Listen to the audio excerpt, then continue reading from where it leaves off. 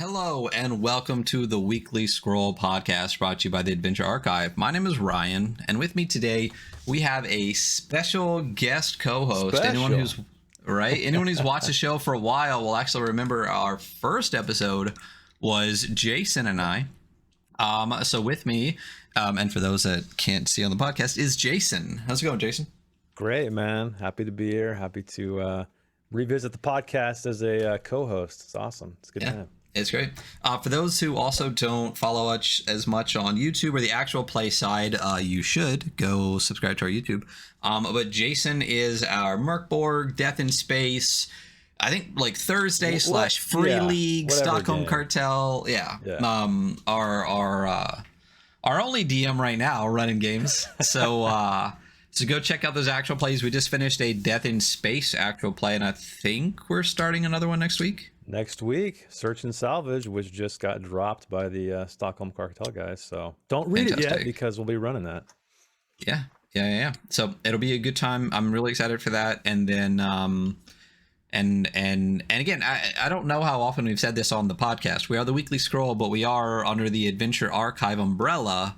And the podcast is just one thing that we do here on the channel. Like I said, Jason runs those games. We ran a dark fantasy game for 2 years, and I'll be starting to run games again. So if you do listen to us on the podcast, go check out our YouTube. Check us out here on Twitch, and you can see us do our actual plays of games as well. I have some interesting things coming up as soon as I actually get around to starting it.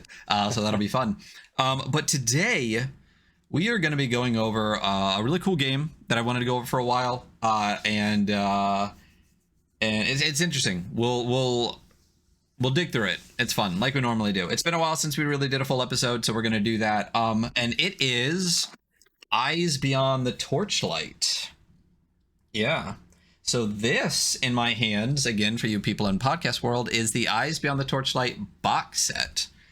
Which is fantastic. We're going to go through our Kickstart the Podcast real quick. And then as we get into the game, I'm actually going to crack open this box set and show everybody what's in it. Because as far as I know, there are still some available from the creator, Scott Myers. So we'll dig through that in just a minute. But as we try to do most times, we are going to Kickstart the Podcast, which is this window right here. Here we go. So it's been a while since we did an in-depth Kickstart, so I think we got 4 projects to go over today. We're going to start with this one. It's really interesting. It's called Hieronymus, Garden of Earthly Delights Edition. An apocalyptic horror RPG inspired by the works of the medieval artist Hieronymus Bosch. Whether you know who Hieronymus Bosch is or not, as soon as you see the art, you know who Hieronymus Bosch is. Like, you've seen this art. Yeah. I had never heard of this game, and this is actually the second edition or the reprint of this game, which is interesting because of how fucking cool it is. And I'm sad that I didn't get one of the original ones. The only place I've ever seen it, and it was actually recently, was on Floating Chair Club, sold out from the first edition. So I'm actually really excited. I saw this. A lot of the creators that I follow on Twitter, as soon as this dropped, were like, you should check this out. So I think it was Adam Bass who I saw first. It was like, this looks cool, you should get it. And I'm like, well, if Adam Bass says you should get it, I'm going to get it. But then I saw it and it's really cool. So actually talking about the project now, it is fully funded by a whole lot. It's got about 10 days left to go on it. But it says right here, in Hieronymus, you play a group of refugees fleeing an astral terror known only as the Follower. As it pursues you, you rip your way through reality into strange worldscapes inspired by the paintings of the medieval artist Hieronymus Bosch. The Follower, only a few steps behind. What will happen when it catches up to you? What strange worlds will it tear apart in its pursuit? And is there a way home? Super cool. Interesting, right? Like this. For those of you, sorry to interrupt, but in podcast land, it's got an interesting format. So I believe it's A4, but it's like landscape. So it's kind of coffee table book looking. It's a really nice looking book outside of just obviously the source material. Yeah, bringing it up here for the mock-up of the cover. Yeah, it's a wide book, like you just said. Like it's not a normal sized Like there's a couple books that we've had that were kind of like wider, like Warpland and NeuroCity. Yep. Are kind of like a wider format book, but this is a very narrow, like short and wide book. It does look like the book was just turned sideways, and it's long. It's super interesting. Yeah, which makes me wonder. I always think about like book format and use at the table too. So it's kind of curious to see if maybe this isn't meant for that, or if it's just kind of like a nice art piece to reference if you need it. But yeah, I'd be really curious. I know there is an original edition. It actually says it was originally released in 2021 to acclaim and saw a limited print run. Now it's back to fund the expanded Earthly Delights edition. New maps and content, new character playbooks, expanded guidance, a whole bunch of stuff with writing from Laurie O'Connell. And obviously most of the art is by Bosch and the layout is by Chris Bissett. Who we've talked about a bunch on the podcast. He runs Loot the Room and runs a great blog there, as well as a shop and a store and everything. I think my most recent post on Instagram was Regicide, which is actually still like right over there, which was a really cool, incredibly tongue-in-cheek adventure that was done really well, and the layout looks great. So they're great to do that with. So what is Hieronymus? It is a tabletop game for a group of up to 5 people, with one of those people taking a facilitator role within the game, which is basically the game master. Each player takes on the role of a period-appropriate character defined by a playbook. There's characters such as Scoundrel, Priest, and Merchant, and they can give their own spin to that. And all players help interpret the surreal artwork to determine the challenges and landmarks the characters navigate. Hieronymus is a hex crawl for people who've never heard of the word hex crawl before, but finally art speaks to them. So we love a good hex crawl. We do love a good hex crawl. We ran a hex crawl not too long ago. Yeah. So this looks really neat. What's in the book? Rules for the character, simple dice mechanics. So it says to resolve the situation when the outcome is uncertain, players simply roll a 6-sided dice to figure out if they succeed or fail, taking stress when they fail, and indulge their sins when the stress becomes too much. So interesting stress mechanic. A lot of games are moving away from D20s into D6s, which I can't tell you how much I love. Love a good D6. And I like the stress first with it seems like an indulgence afterwards, and that tells you something about the game right away. Stress doesn't become something like trauma or scars or anything like that. It becomes sinful indulgence. Right. So that, which, that seems... I always love a good rule set that is, conducive to the setting, like it feels like it fits. So that's great. Yeah. Well, I mean, the language of the rules and the rules themselves are the game, and when the rules can help define the setting, I love a good SRD, don't get me wrong, but when there are rules specific to the world you're playing in, I feel like it really helps with immersion and with the drawing like a stronger sense of understanding to the rule set itself when the narration fits. I think the one thing I'd be curious about is replayability. I mean, I guess we'll find out. It is a hex crawl. You just bust out, and for the different group of friends, or if it's kind of has some legs to it. But yeah, we will find out whenever this drops. Yeah, and there's a hardcover too out there, special edition hardcover. Oh yeah, I mean, come on. Yeah, you backed that one, I'm sure. Yeah, of course I did. So yeah, a couple of different reward tiers here. You can get the PDF download. It's only £10. Soft cover is only £15. Hardcover copy is £35. And then you can do a community pledge where you get a hardcover, a personalized thank you, and you put 5 community copies out. I've talked about this before on the show. The community copies are fantastic. It's a great way to, one of the things we review on the show is value. And one of the reasons, because people have asked about it before, why do you do value? It's because if I can't afford your game, I can't play your game. Yep. So it's an important part of the game and the industry and stuff like that. And community copies really help people that maybe are unable to afford awesome games like this be able to still have access to the games, which is fantastic. Accessibility is incredibly important. So yeah, it's Kickstart exclusive, 4 extra character sheets, an accordion print of Garden of Earthly Delights in the hardcover print version. So that is Hieronymus. Written by Laurie O'Connell, managed by Matt Sanders of Sealed Library, another great creator. And then, as I said, laid out by Chris Bissett. So Hieronymus, it is funded. There's 10 days left. It's going to end on the 28th. It still looks great. Highly recommend checking it out. With the people associated with it is fantastic. With the number of different awesome creators that are excited for it as well, this should be really, really interesting. So that is a cool one. Do you want to do our Cyborg supplement, or do you want me to keep reading through? Well, no, go ahead. I mean, I checked it out already. I actually backed it already. So it's Darknet Filth, a Cyborg supplement by, a guy we talk about pretty often. Once or twice. Once or twice. Yeah. But it looks like he has a plan for it, right? So it's this really nice book, obviously, but it's nothing set in stone yet.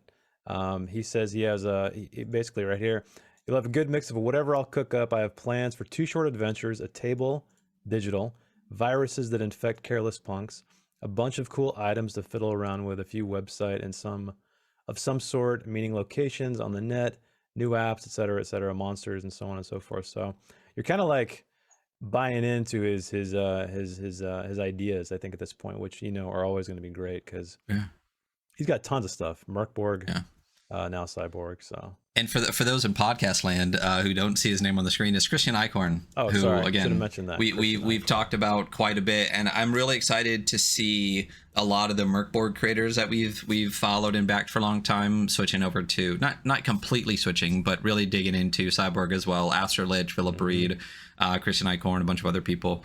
So really, really great stuff. And I think this is the first one, or maybe it was his last project, but I know that Christian has switched over to PDF fulfillment through DriveThruRPG, but print fulfillment, instead of doing print on demand through DriveThruRPG, they're doing mix-em printing with distribution from Cardboard Monster, who is, I think I'm pretty positive they're based out of Australia, but they do a lot of really cool things for the industry. They have a slow funding on their website where you can put a project on there and basically like say you need, and maybe I'm saying this completely wrong, but say like they will print it and distribute it once 25 copies are bought, and it can take as long as it wants for those 25 copies to be bought. But as soon as those 25 copies are bought, boom, they send out those 25 copies. So it's a way to make sure the game gets where it needs to go without a lot of overhead and without a lot of like extra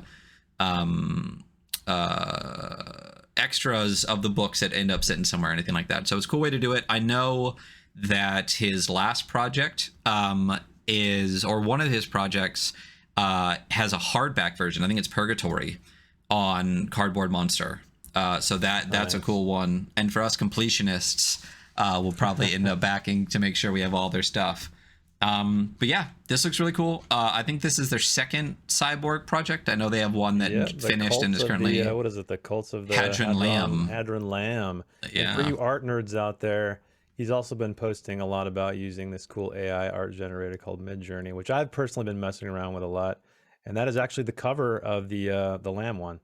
So that was generated there. I'm sure he did some touch up and threw his art skills into the mix, of course, but kind of cool. But yeah, this one looks really neat. It's this seems like and here what I just talked about.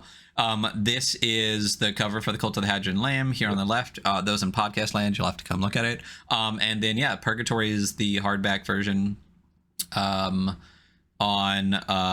Cardboard Monster that you can go back right now. Purgatory was a great book. Is Purgatory the one that you're in? No. I don't think so. Which one? Which one? Because I put you in one of them. I'd have to check the backlist. Yeah. You add. Yeah, I'm a character. Well, someone. You're put your adventure seat in there. But yeah, this looks really, really beautiful. Like flipping through the book, it looks fantastic. And as he says here about his About Me section, we've talked about Christian a bunch. He did a bunch of 5e stuff, and then he switched over to do some amazing stuff, and it just keeps getting better and better. And the layout on this looks absolutely gorgeous. Like some of these pages right here. He's one of those rare talents that is an amazing designer, artist, as well as writer. So and fucking prolific. Like how many Merkborg and Cyborg projects has he put out in the past 2 years? It's crazy. Well, I mean, for those of you who don't know, this is his gig. This is a full-time gig. So this is what he does. I mean, he's living the dream, I guess, right? I mean, yeah, because basically as soon as one project is funded, most of what he does, like it's mostly done by the time he puts a project out. But basically, as soon as one funds, the next idea is already on. Because, I mean, I haven't even got Hadron Lamb yet, and Dark Knight Filth is out, and I guarantee there's 2 other ones in the queue ready to go. Oh, yeah. So, yeah, as far as being a creator and actually being able to just, like, make this the job, you know, that's awesome. And I think it's probably, I can imagine that it was probably a little bit refreshing to have Cyborg drop and be able to dig your teeth into something other than Merkborg a little bit, despite how amazing Merkborg is. Yeah. Well, Cyborg is not even technically in retail yet, so he's getting a big jump on it. Oh, huge jump. Yeah. I mean, we obviously have it. We've talked about it. We did we did an episode on it. We did all that. But when it hits retail, that'll be really fun, because I do think we have plans to run an actual play as it's coming out. Hopefully towards the end of this year. Oh, at least, I mean, we're not sure when we're going to run it. We just know that we're definitely going to run it. Maybe sooner later. We'll also talk about lots of plans. We got more Death in Space in the works. We got Cyborg in the works. We got Mothership coming out at the end of the year. It's going to be an interesting end of the summer. So the next one I want to talk about is The Big Squirm, which is from it's a hard-boiled role-playing game adventure by Luke Gearing. You play as private investigators above the mean streets of Troika. So we did a Troika episode a while ago. I think that's one of the ones that I did solo, and it's actually a 2-parter where I really dug in to the best laid out book, most functional book I've ever read in my entire life. And it is Troika, which, you know, I really enjoy Troika. How do I say this? Like, I really enjoy Troika. How do you say it in a positive way, right? It's not even positive. I'm not trying to say a negative. I like it. I really love it in the scope of like ttrpg mechanics. It's really cool. It's really unique. I really like the way it works. It just has never, like, I want to play really bad, because when I read the rules, it just, the style of the gameplay, just, I don't feel like it would be, like, I'm not drawn to be like, fuck, I want to play this game so bad. I love these parts of it. But from like an intellectual like rules standpoint, it's really fucking well done. Like, it's such a great game, and I know a lot of creators love it for just kind of like how open it is. You know, like, you can throw so much at it, and it's so like narrative centered and so easy to do, like something like this versus something maybe like some goofy space thing or you know, like Wet Grandpa or something like that. You can do a million things with it, and it's an amazing vehicle for really, really creative, narrative driven creators. So what is The Big Squirm? And for those of you who don't know, Daniel Sell, like, they are Melsonian Arts Council, which is who puts out Troika. So this is another project. They had a recent one come out called I'm gonna completely blank on the name, but it's the Metagorgos. I honestly don't follow Troika that much, so you'll have to. Oh, okay. Well, I will have to. Damn it!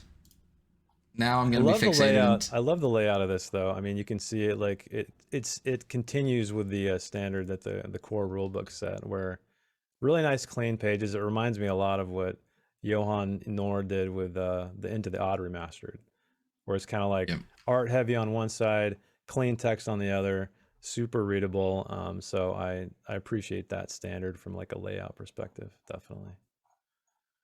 I'm gonna fixate really, really hard on this project until I remember what it's called. So I'm gonna look at it. The Ruinous Palace of the Metagorgos is another recent project they put out, because Troika, at least as long as I've had it, was really Troika and like 4 or 5 adventures, like Acid Death Fantasy, which I believe was Luke Gearing as well. But lately they dropped Metagorgos, which is actually written by Evie Lockhart, and it looked really beautiful. And then this came out as well. So they're really putting out some really, really cool content lately. But yeah, the Ruinous Palace of the Metagorgos looks fantastic. And that, I think, is the game that I want to start with Troika, because my fucking edgelord ass, of course, wants to play the fucked up dark one. Yeah, but this looks pretty damn cool, because this is not honestly something I would have expected from Troika. No, because I mean, I know it's specifically looks really interesting. Fantasy or, you know, whimsical fantasy or whatever, but this looks a lot different. I love that it's this hard boiled kind of adventure. And it's so coming to with actually, a GM screen. Holy shit. Oh yeah, First and GM screen. it put out like some funding to make it even better. GM screen is the only one they're going to get. To actually talk about this project though, because I know I just ranted and tangented really bad.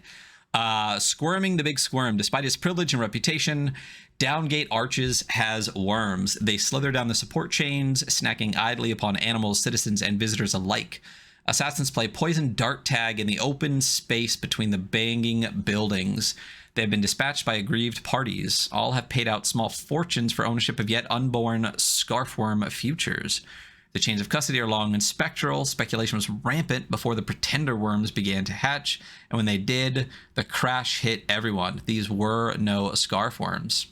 Welcome to The Big Squirm, a hardboiled detective role-playing game adventure. In this adventure, players take the role of private investigators working for one of several factions embroiled in the mystery of the missing scarfworms.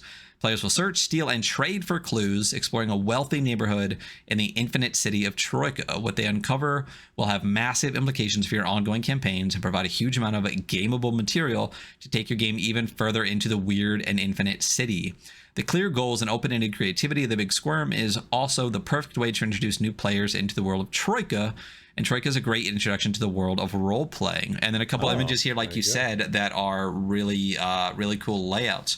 What I like about this, and one of the things I wanted with Metagorgos and this is, and again, I've talked about this with a bunch of projects. For me personally, I like structure. I do better with a little bit of structure, a little bit of lore, a little bit of something.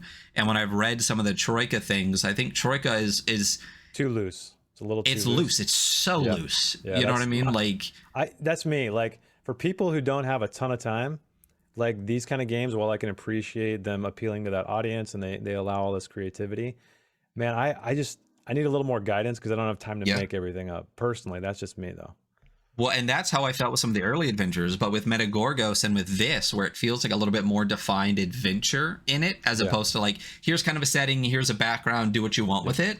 This feels like a real adventure and like a real thing to like bite my teeth into. So between Metagorgos and this, like it just said, I think this is going to be a great intro to Troika, and I'm super excited to see this project because I did really enjoy Acid Death Fantasy, even though it is kind of more of like a setting. There's no real adventure to it.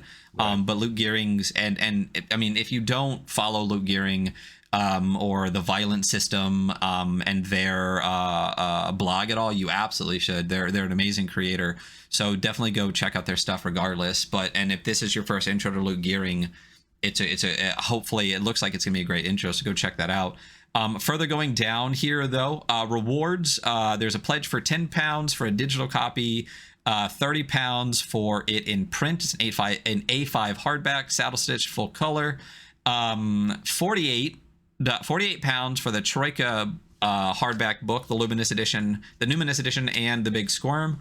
That's a good price. Troika often will have deals on like their starter pack, and that's how I originally got it. But there is a deluxe bundle for £70 where you get a whole load of Kickstarter exclusive items. You know which one I fucking backed. If you want Ryan to back your Kickstarter, just put deluxe or collector, and you got it. Just give me a Kickstarter exclusive cover, maybe some foil. It's the reason I backed like Blade Runner instantly too. So the deluxe bundle gives you a GM screen, which is the first time Troika will have a GM screen. So I'm super fucking excited for that. Yeah. There will be a poster map, character sheets, initiative tokens, which for those who don't know Troika, real quick, their initiative is called the Stack. And you actually throw a bunch of tokens for all of the people in the battle into a bag and then draw them out to see who goes. Really interesting way to do it. It's a real center of the game, especially in combat. So to actually get the next thing, also a bag and initiative tokens, really, really cool idea. And that's definitely going to help at the table to be able to not just be like, let me get like, you know what I always envisioned in my head every single time I've ever thought about this? Do you know the colored stones you can put at the bottom of a fish tank? Yeah.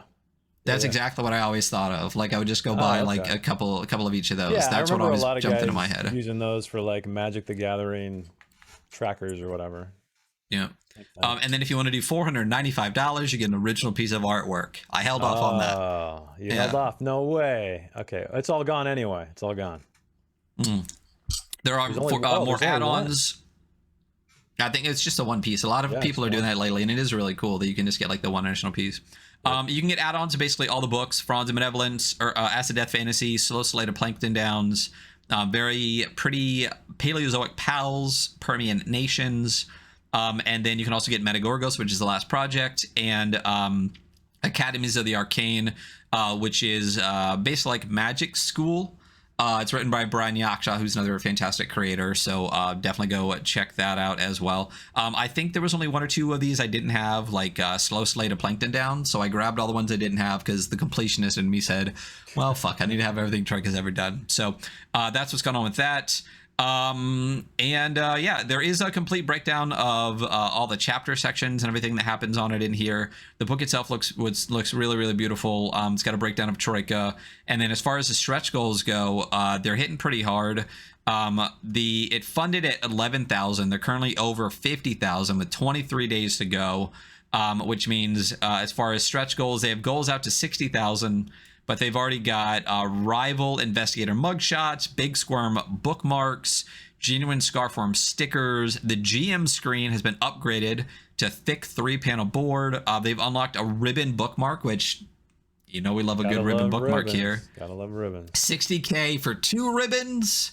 2 ribbons is always better than one. Oh man, I have books with 2 ribbons. That's becoming the standard out there, everybody. It really is. Death in Space is 2 ribbons, right? And actually, the Cult Bible version you got me has 3 ribbons. So love a good ribbon. So that's Big Squirm. Go check it out. It looks really fantastic. Like I said, I'm really excited for the couple of more recent Troika adventures that feel more like adventures than setting, and I really want to dig through this and play this and get a good intro to Troika. I think one reason why I like adventures that are pre-written for a setting or a rule set or whatever is that I like to get a good sense of how the creators want to run the game, right? Like when I ran Welcome to the Ring, the Death in Space intro adventure, that really, I think, gave me a sense of how the creators of the game imagine it, right? And that's why I like them, not just because I'm lazy or don't have a lot of time, but no, but I completely agree with you. The having an intro adventure, or even like this morning during EFCon, I got to play in We Deal in Lead with Colin Lasore. And in both Warden Saga, and if you have the We Deal in Lead Ashcan version right now, one of the things that he does early on is literally say, these are the kind of adventures you can run, and gives you a list of like 9 or 10, like, nice. You know, do a recon, do a this, do a that, and like at least one line on each one. So just like you said, it's a really good way to understand the intention of the system. Exactly. So it allows you to not bring baggage from a different rule set over, and then sort of just, you find yourself on this infinite cycle, right? Whereas I think, and you probably agree, one of the biggest things for me is kind of branching away from 5e is seeing so much more creative stuff happening out there with game design, with adventure design, with all kinds of, with settings, with everything. And so that's why I try to like sort of play it as purely as I can, at least the first time, before I start tinkering with it personally. Yeah. Well, and that's why something like this, I mean, 5e, without tangenting too hard, it's a combat system. No, it's a combat system designed to make you feel like a hero.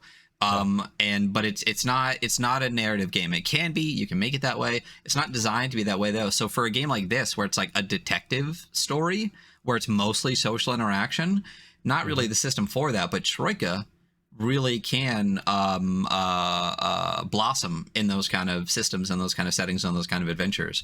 So really, really excited to see how that goes. Glad this is the system that this kind of adventure is in, and really excited to get more content from Loot Gearing, which we'll get as soon as this gets through. So 23 days, go back it. And the very last thing I want to talk about is on GameFound, which a lot more creators are moving to. And they have various things to say about it. Maybe we'll have people on at some point to talk about those things that they have to say about GameFound. But this is one of the projects that are on it. This is Into the Cess and Citadel from Wet Ink Games. It's a system-neutral urban horror tabletop role-playing game about the sprawling city above and the sewers and streets below. The city eats people. Never forget that. I think prior to the show, we talked about this. Kind of reminds us, maybe not in just the general kind of pitch that it just has, was Tolas.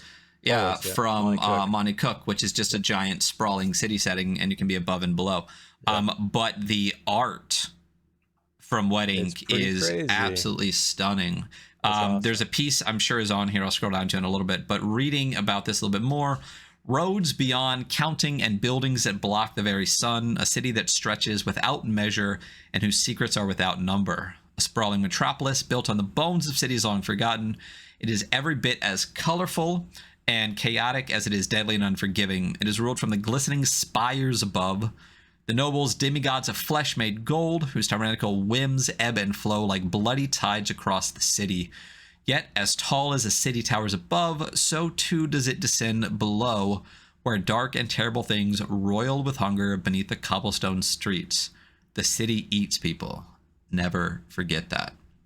It sounds badass. Yeah. Very excited for this. And it's like a tool set, right? To just create sort of a dungeon experience, but with a city. And I think that's one thing I like anyways, because, you know, inevitably when you're doing like urban adventures or something, there's kind of just a hand wavy aspect to it to a degree, at least when I played it. It's not like, you know, a dungeon map, right? But I think adding all these mechanics to creating what might feel like a dungeon to a city is a really cool approach, because it's system neutral, it looks like. Yeah, it's system neutral. So it says that it's a supplemental ttrpg book for those seeking to incorporate a strange, colorful, and terrifying city into their games.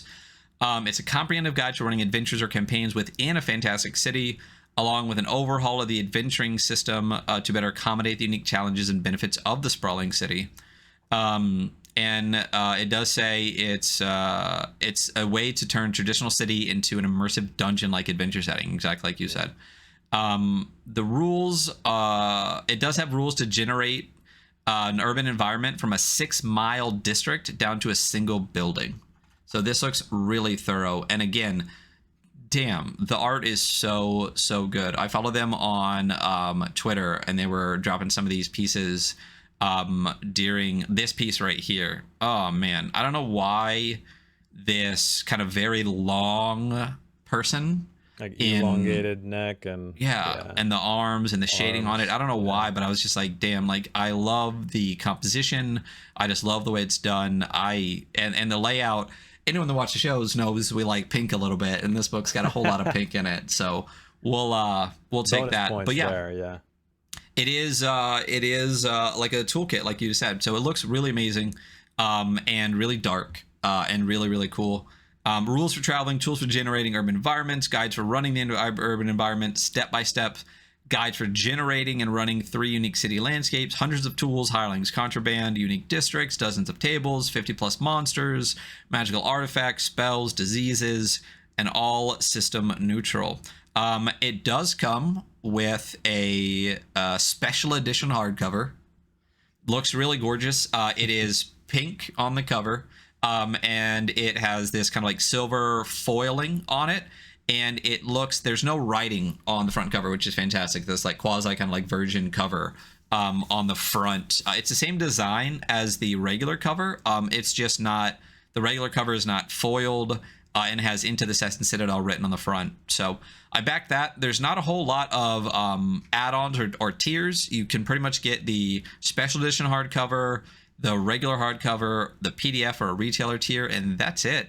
There was 25 special art edition early bird versions with custom illustrations by Charles Ferguson. Second I got the email, I jumped over to this project to try to snag one, and it was fucking gone. Wow. So people are definitely waiting for this because the art is fantastic. Is he doing all of the art? Because it looks kind of varied depending on what you're looking at. I think that they're doing all the art, and maybe the style is a little bit different, but I'm not sure if I read anywhere that anyone else was doing any of it.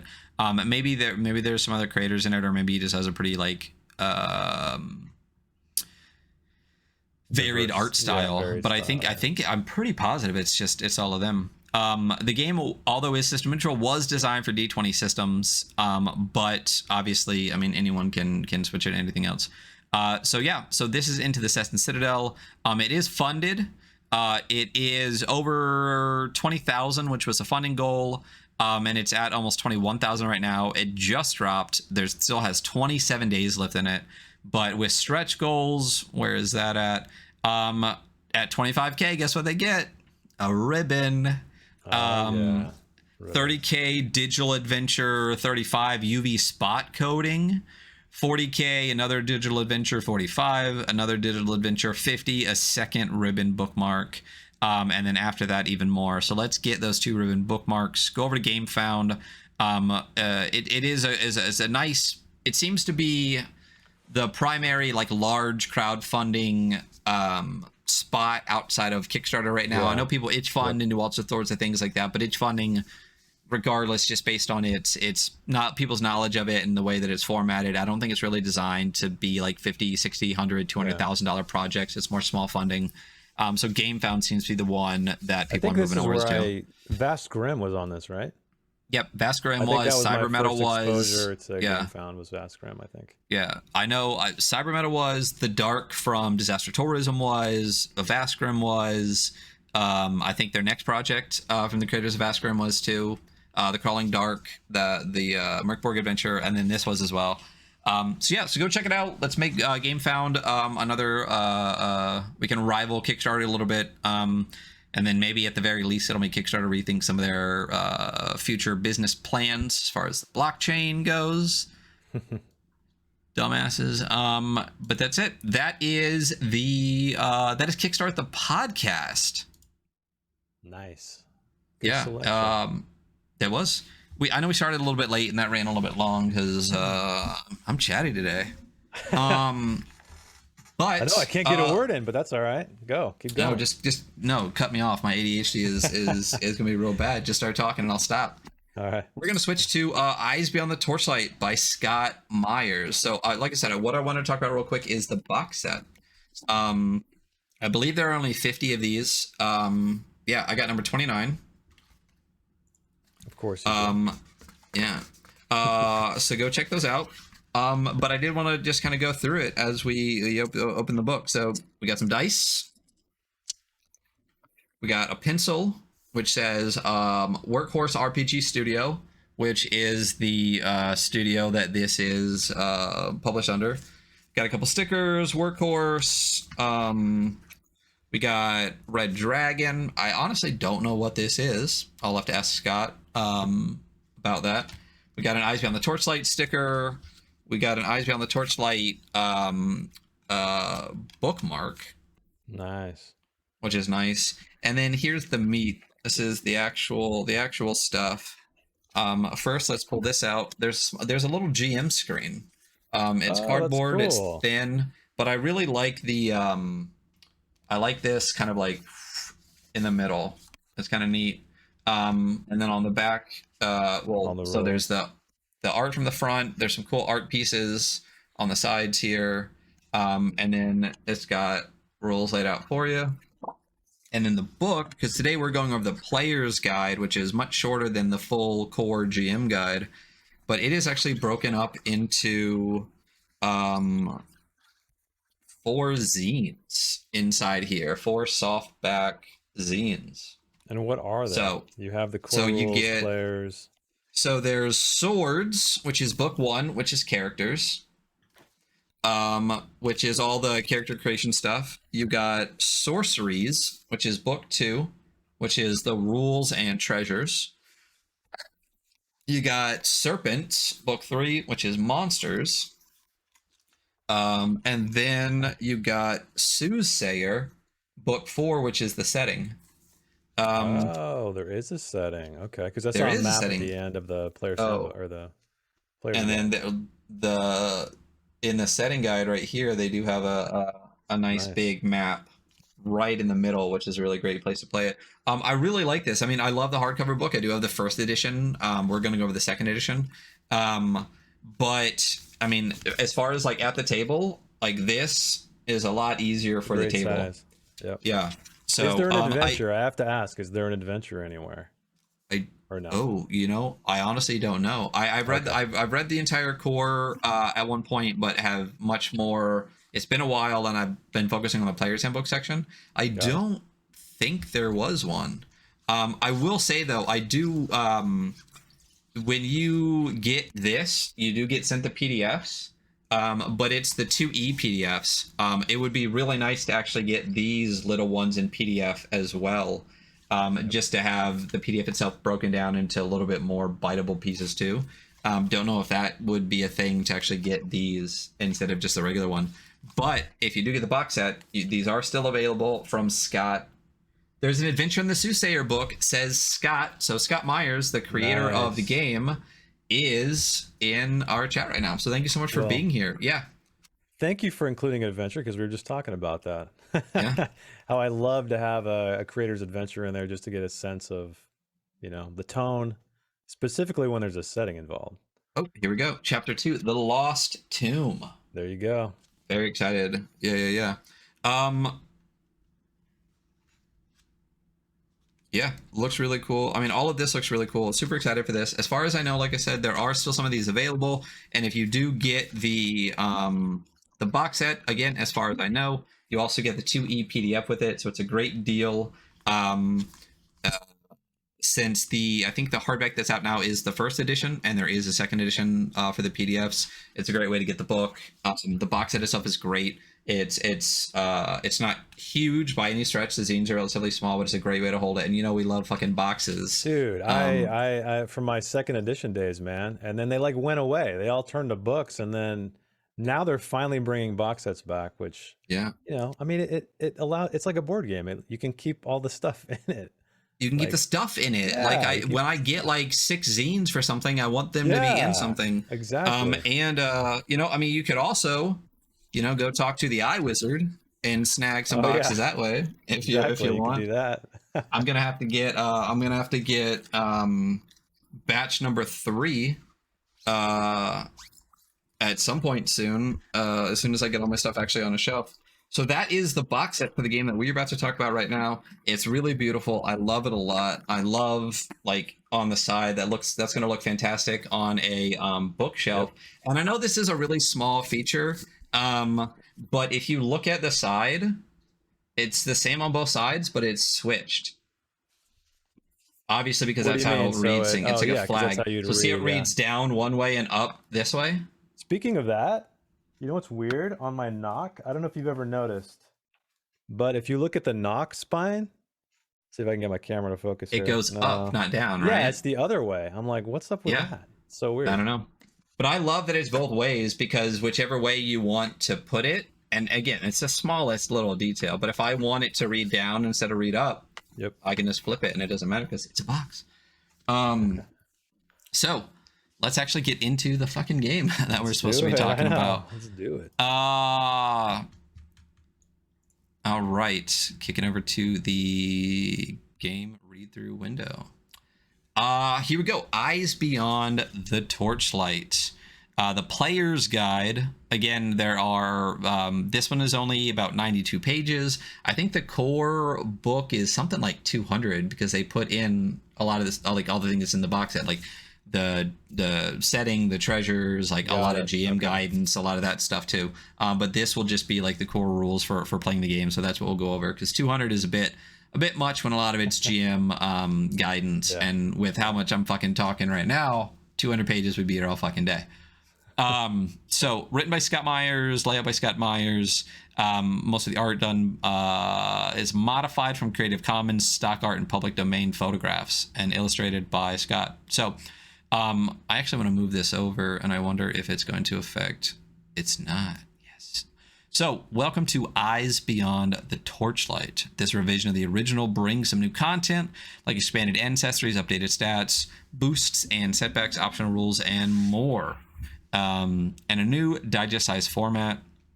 And then Eyes Beyond the Torchlight, a classic fantasy adventure game in the style of the earliest editions of the world's oldest tabletop role-playing game, although it mimics that style and it uses very modern mechanics to not only speed up play but provide a cohesive system that allows both the GM and players to easily come up with solutions.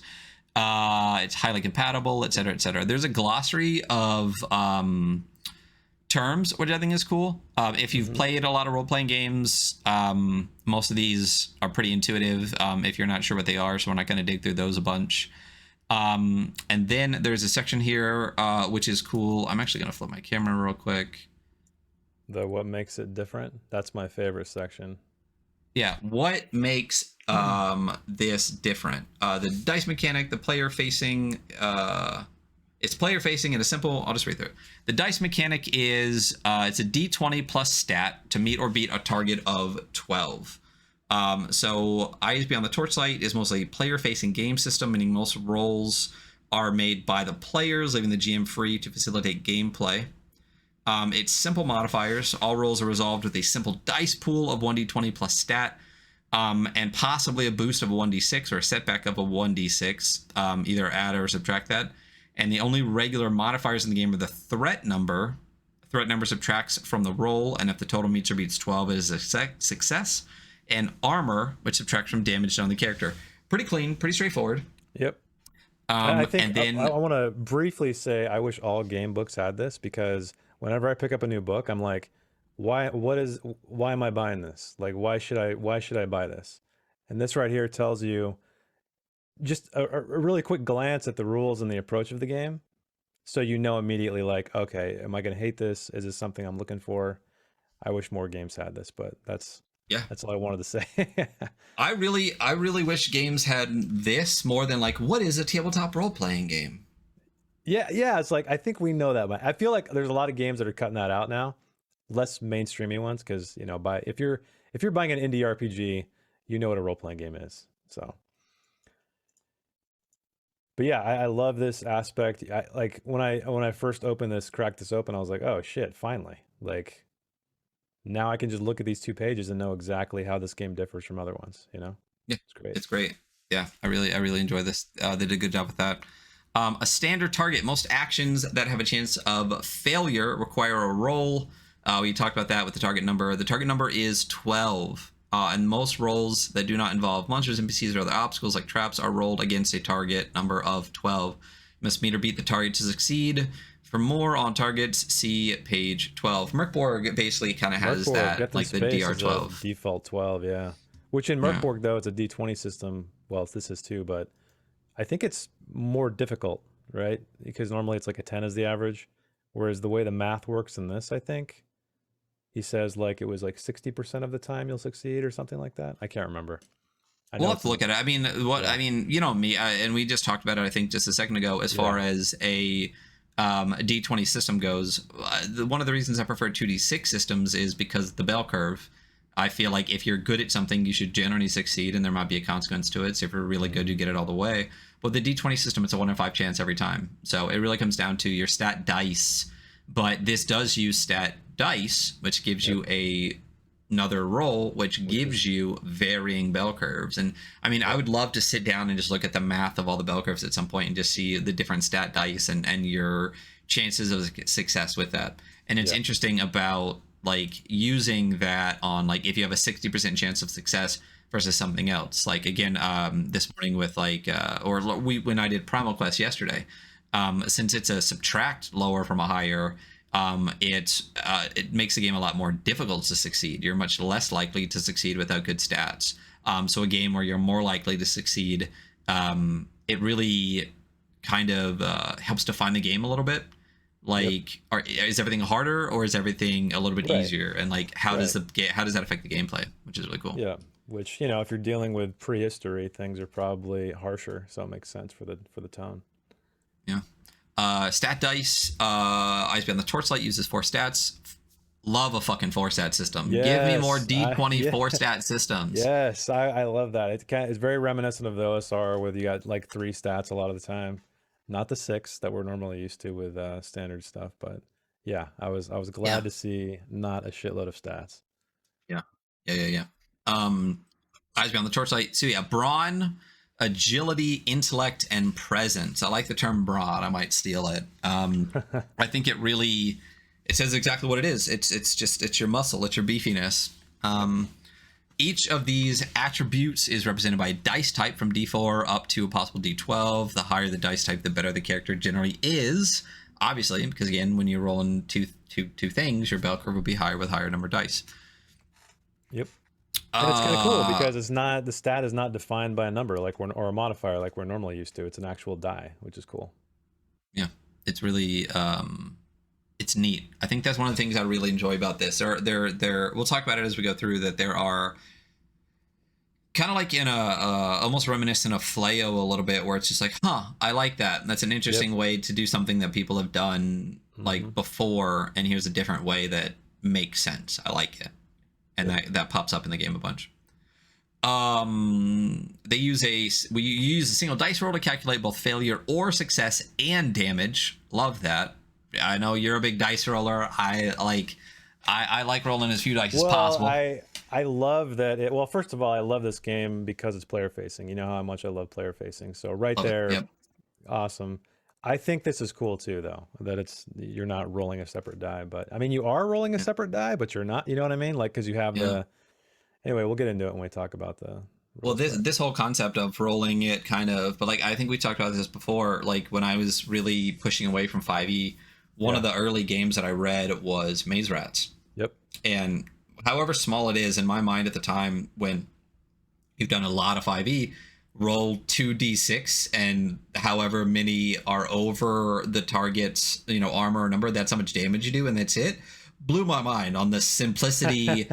And I was just like, that was one of the things where I was like, fuck, I need to read more like this. So doing something like this in a D20 system is a cool way to do it. So cool example of play here with this. So when making an offense roll, such as melee range attack, the stat dice of the roll is the damage done on a success. So an example, a character attempts to shoot an opponent with a target number of 1, rolling a D20 and their agility stat dice of D6. So they roll an 11 and a 2, because you roll both and add them together.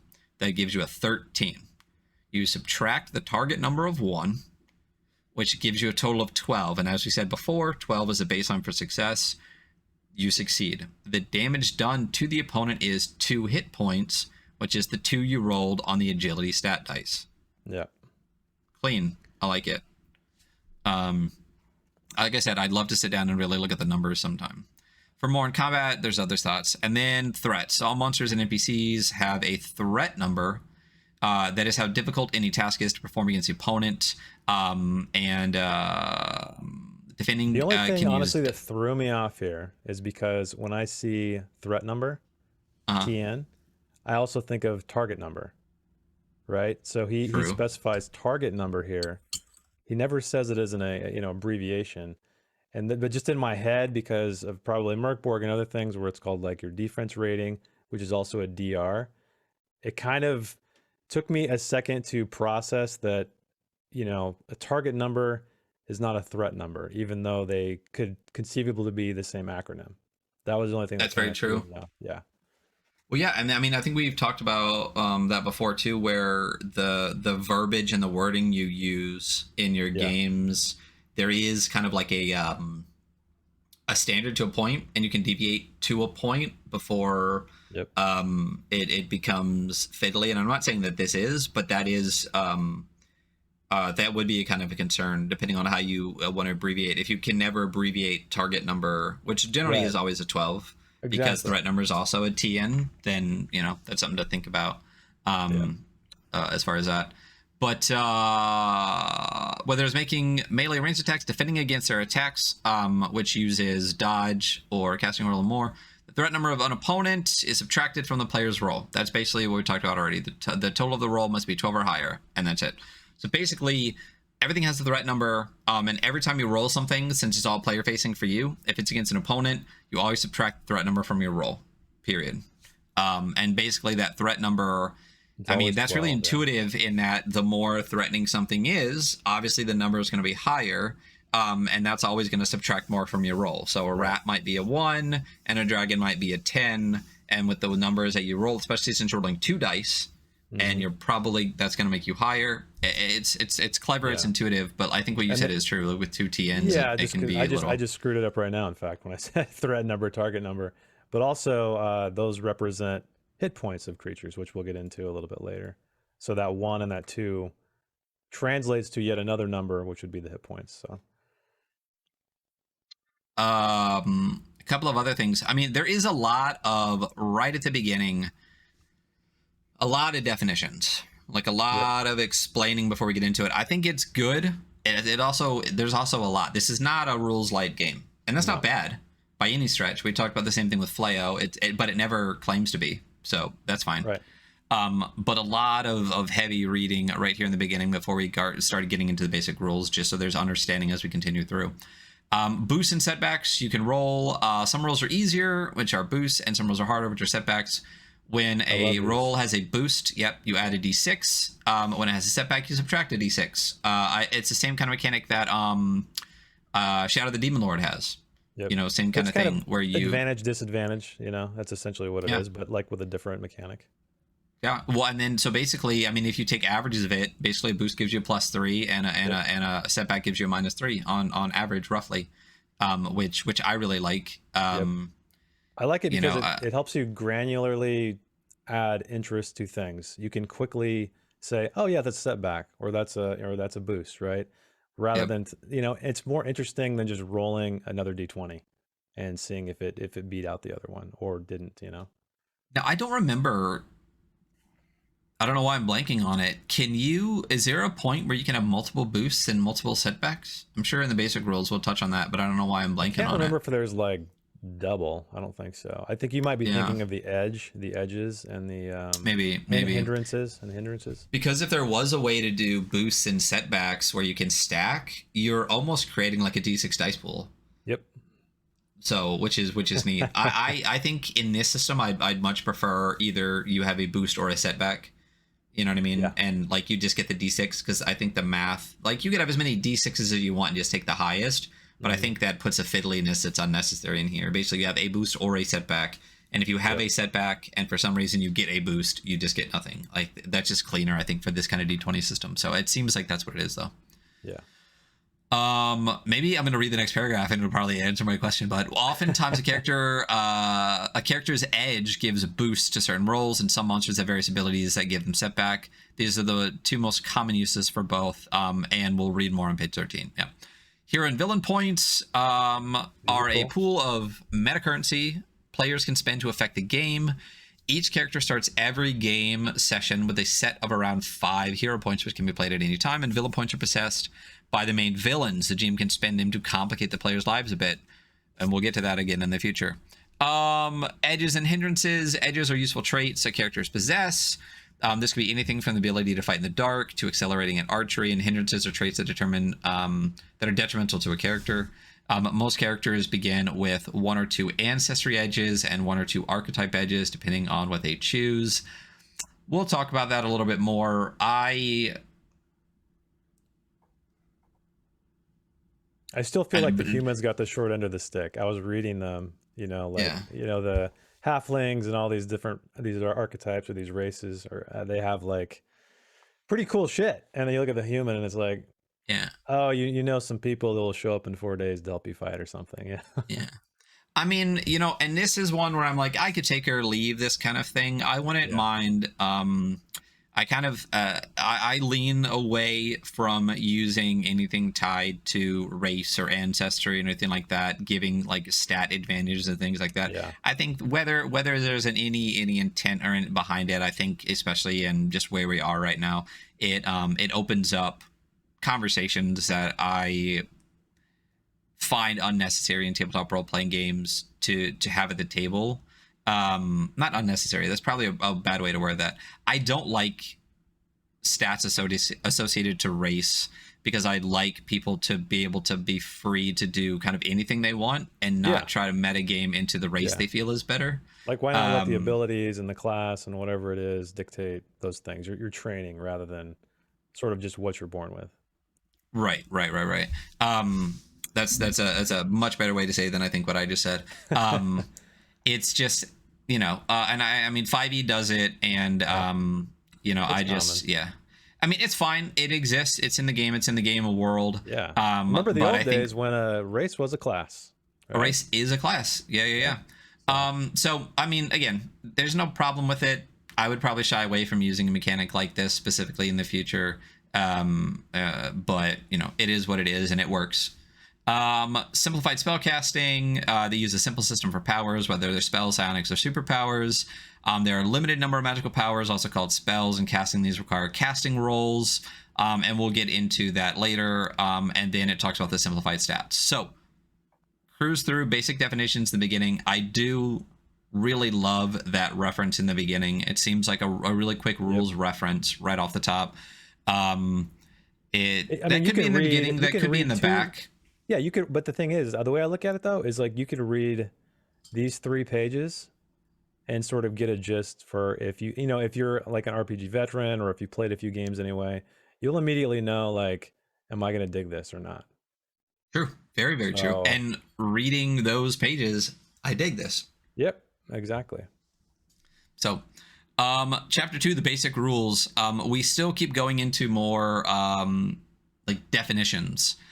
So we're gonna keep going. Do you want to take over this section and start digging through some of these?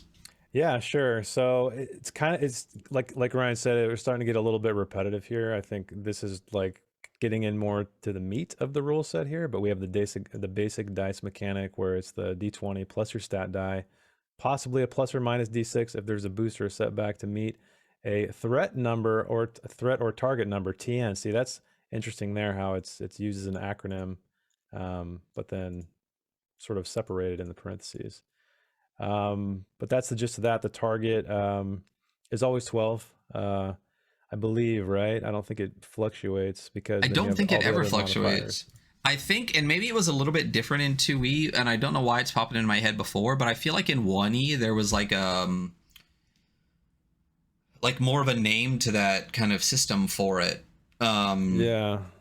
Where they kind of emphasize like the target 12 was more like not just here's a mechanic, like here's a name for this, and this is kind of the core of the whole system. And maybe I'm just making that up and pulling that out of my ass. But I do like the idea, and this kind of threw me off in Death in Space too, is that there's sort of a set target value. We're very familiar with other games like you raise or lower it depending on how difficult you think the task is. Where it's always 12 here.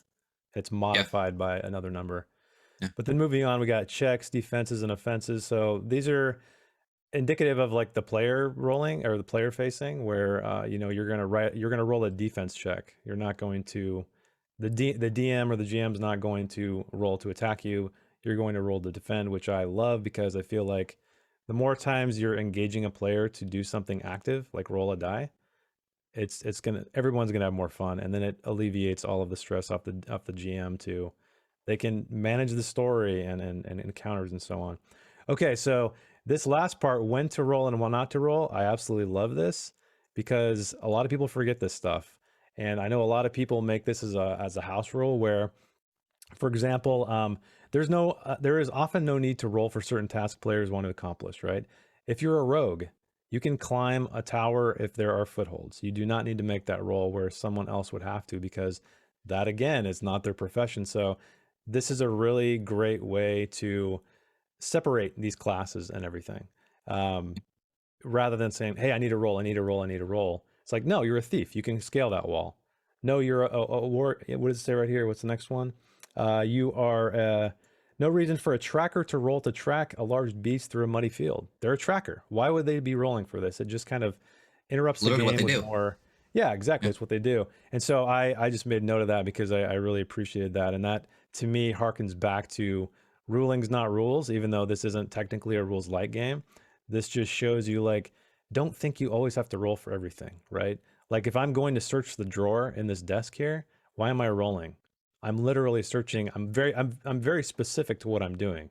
And so I think, but this even extends beyond that to help give, more relevance to the reason why you chose to be a rogue, right?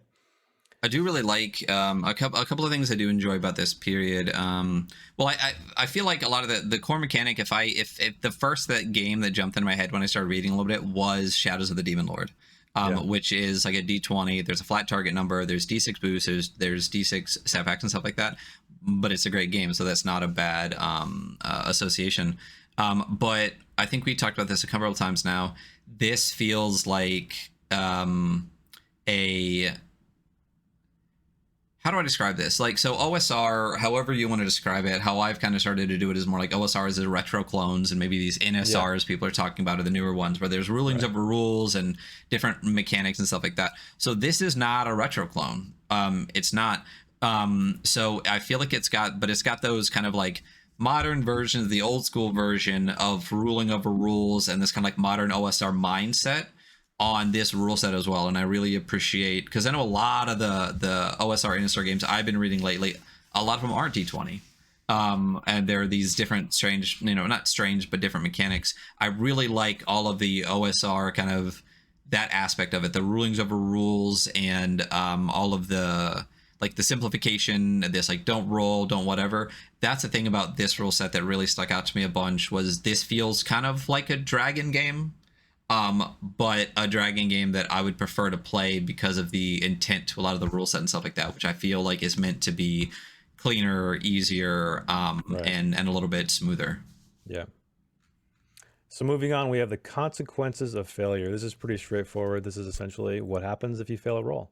But there's some cool nuance here where you see in the second paragraph, it says, in some instances, a failure may not be predetermined, such as failing a tracking check that stalls the game because tracking the creature leads to the next adventure location. In these cases, the GM may need to allow a failure to be a success, but maybe a success with a cost. So this kind of reminds me a lot of the Powered by the Apocalypse, where there's sort of a, you fail, or it's a this, but this happens, right? So I think this is a good way of looking at it when you're trying to not stall the game. So if a character, like I said, you lose the track of a creature, the game ends, we're done, what do we do now, right? This allows sort of a method to continue that track, but there's a cost to it. And then finally, using powers. So these are the spells, essentially. Powers in the eyes beyond the Torchlight game are often also called spells. These powers require a casting roll. Thank you, right? So a lot of games, spells just work, and it's like, it's always bothered me because you're digging into this, like, just this dark knowledge, right? That could destroy you even, right? You're tapping into this some kind of power. And so just like an attack roll, they require a check here for a casting roll. And there's a great example of play here, because the result, just like an attack roll, can affect what the effect of the spell is. So we have, Casey wants his mage character Stanislaus to cast Sleep against an orc at the end of the corridor. Sleep requires a casting roll versus the opponent's threat number.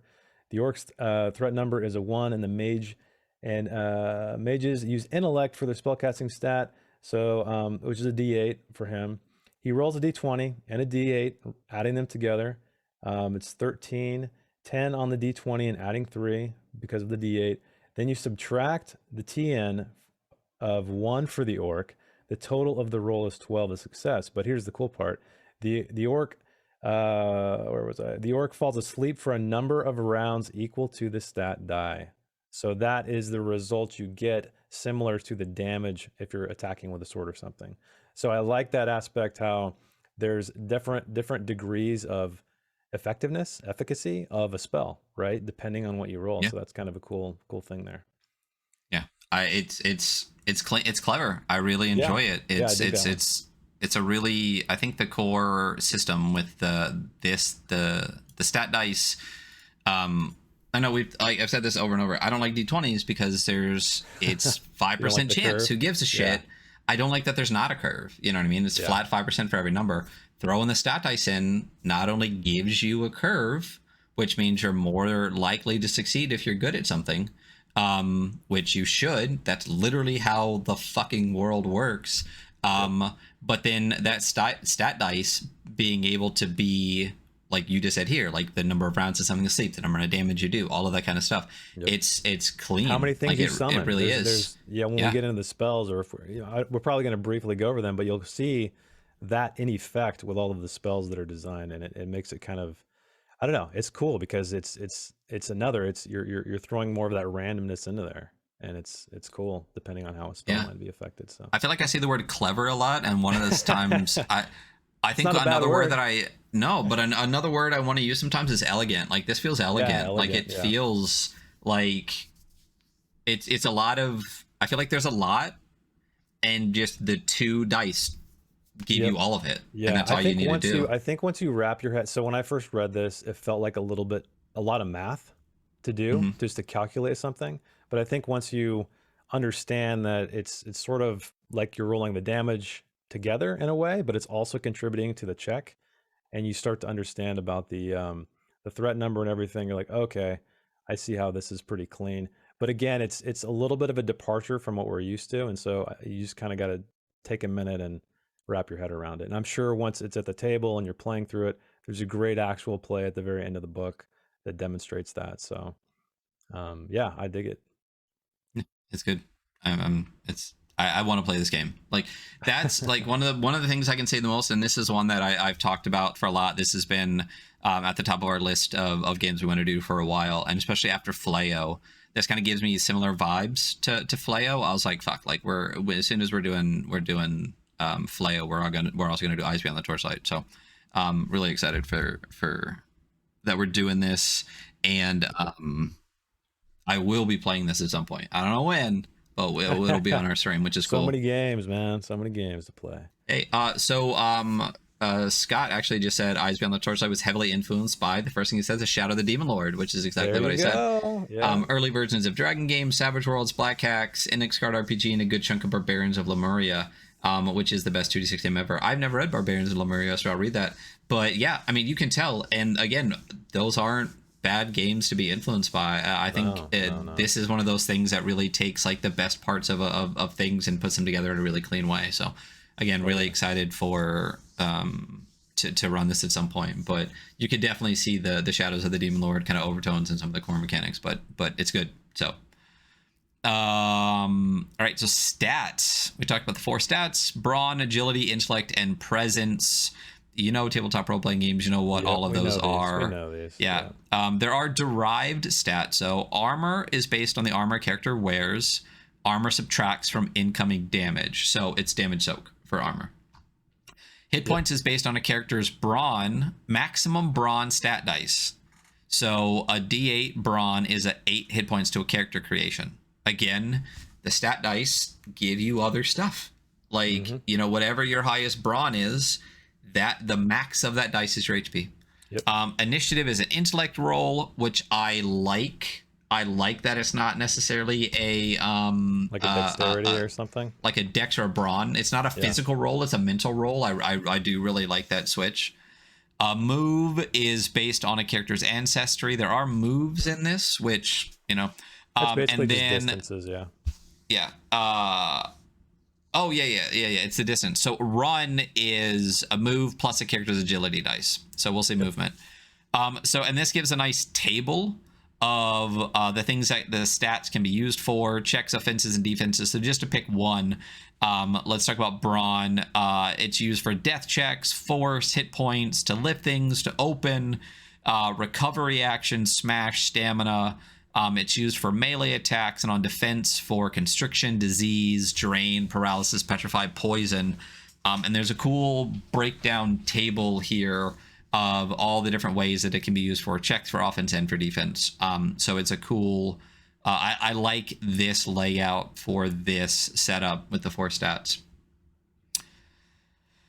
Talking about stat die, your stats are represented by a single dice. We talked about this, D4 to D12. I would say the only, I don't want to say knock at all, like just something to point out a little bit. When you read all those definitions right at the very beginning, it's great that they're there as a reference, but the first time you're reading it, when you start reading the rules again, it feels a little redundancy. A little redundant, yeah. So, like you said, maybe that's at the back, but also there's the pro of you being able to skim it quickly and understanding, like, is this the kind of game I'm going to play? So maybe moving this after character creation? I don't know, but... I don't know. I think it's good where it's at because you're only going to do it once. Like the first time you read the book, you're going to read it from beginning to end. And then after that, you're just going to jump to chapter 2 for the basic rules or whatever.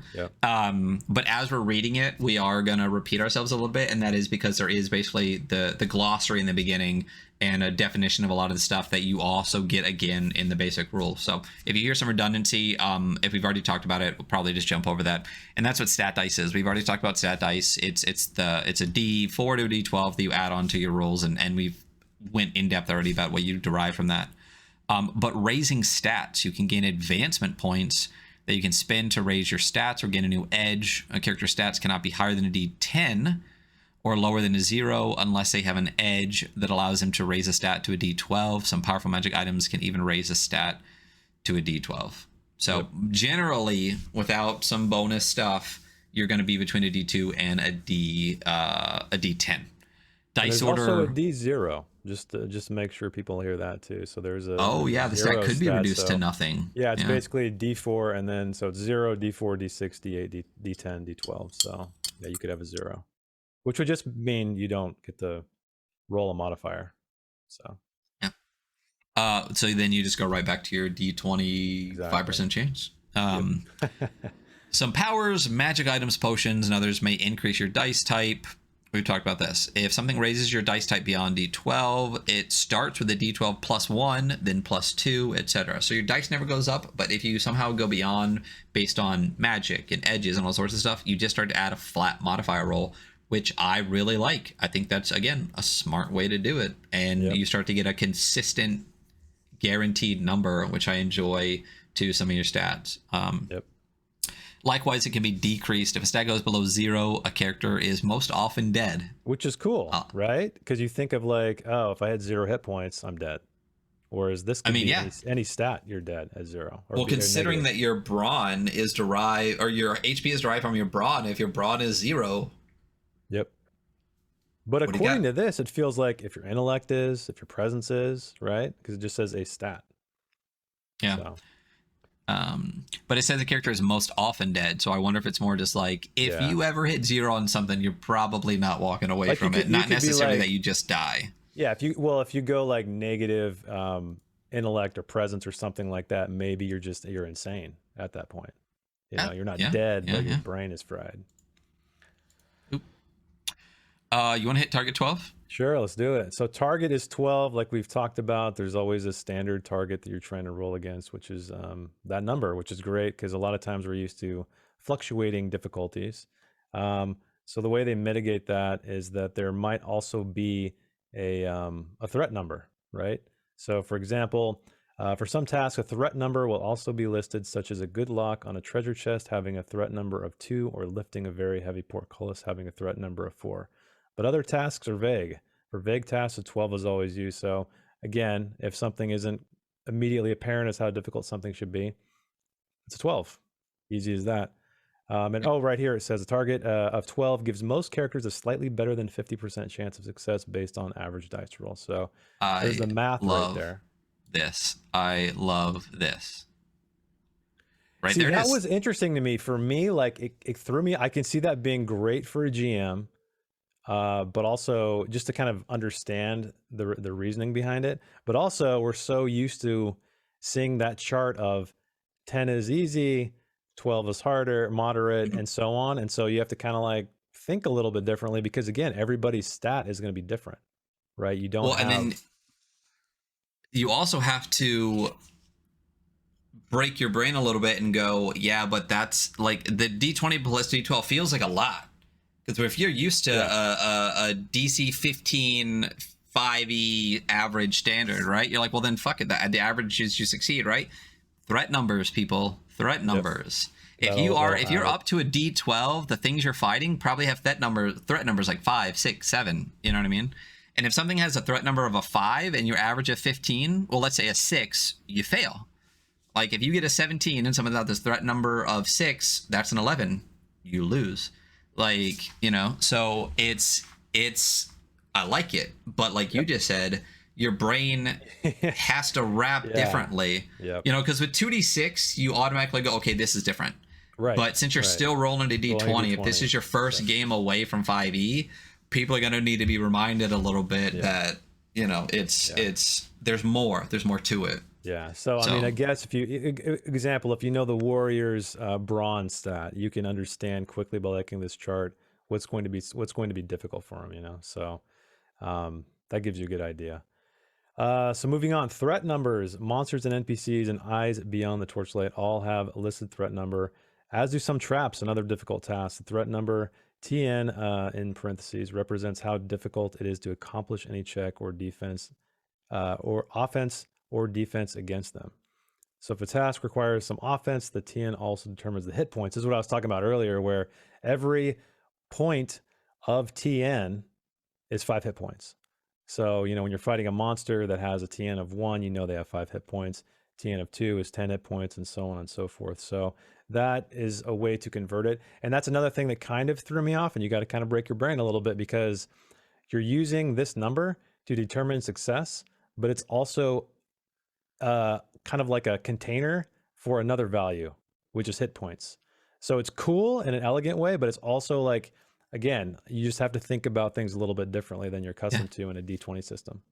The stat dice does a lot of heavy lifting. Lot of heavy lifting in this system, considering it could be your HP, it can be how much damage you do, it's your addition to your roll to give you a better roll, and then with the target number, considering your stat dice is the amount of damage you do, like the target number feels kind of linked to it in that way, since that's how you even do damage against the target number to begin with. So So yeah, interesting concept for sure. Just you got to kind of pause, you know, if you're accustomed to pretty much every other D20 system out there, just to kind of, you know, rejigger your brain a little bit. But we're going to talk more about threat numbers and combat coming up in chapter 6. So next is boosts and setbacks. I really like these. So this is, do you want to take it? Oh, keep going. Go for it. Okay.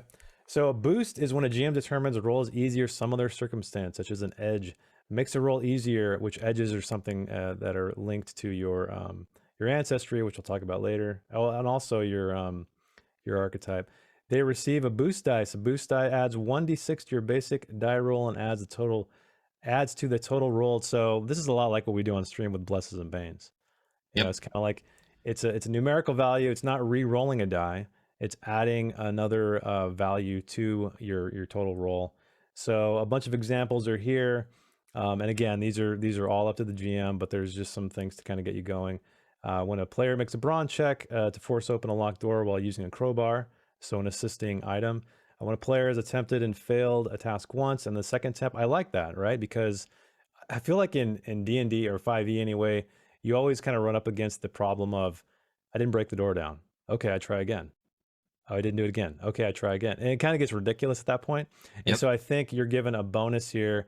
And I believe this is reminiscent of ICRPG. I think he has a mechanic that's very similar in that, where it brings the target number down if you've already attempted it. But anyway, that's the gist of that. It's just kind of like circumstances that make a task more, fortuitous for a character, for instance, or if they have a boost for an edge, let's say. So setback is the opposite of that. If it's something more difficult, such as a hindrance, makes the roll hard. They have a setback dice. A setback subtracts 1d6 from your basic die roll, and it is subtracted from the total rolled on the d20 and stat dice. So again, same thing. You're trying to force open an iron-bound and stuck door while the floor is covered in slippery moss. You're making offenses against a creature that is in flight. So just difficult tasks where, and that's the easy way to mitigate it instead of actually upping the difficulty rating, right? So, in this, it's the target number. So that's I mean, boosts and setbacks.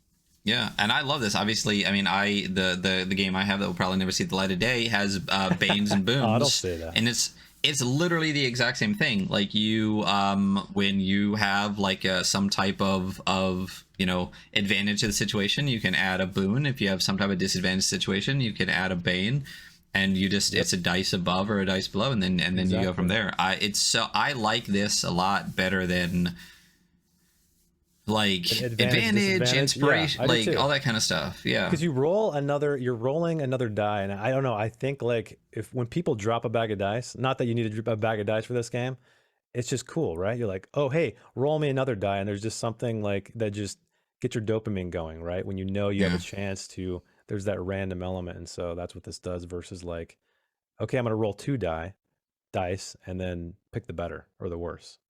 Well, not only that, but I just, however small it is in the fucking microsecond it takes to do it, I would always rather roll a second die than to roll 1 die twice.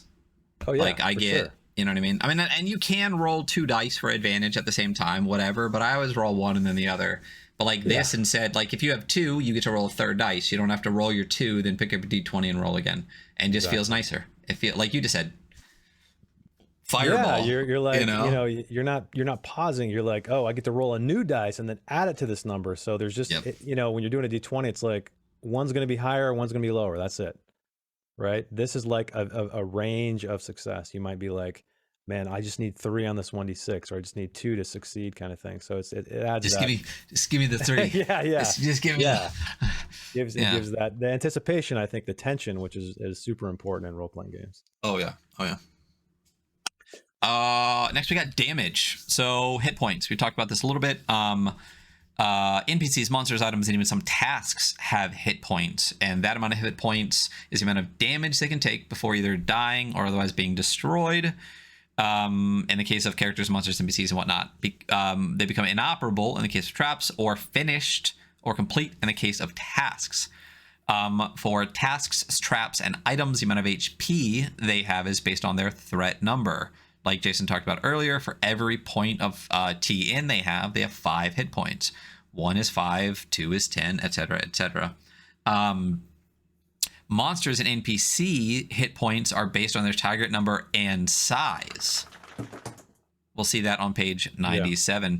Characters begin the game with a max amount of HP based on their brawn, and can increase their hit points by either raising their brawn stat or buying an edge.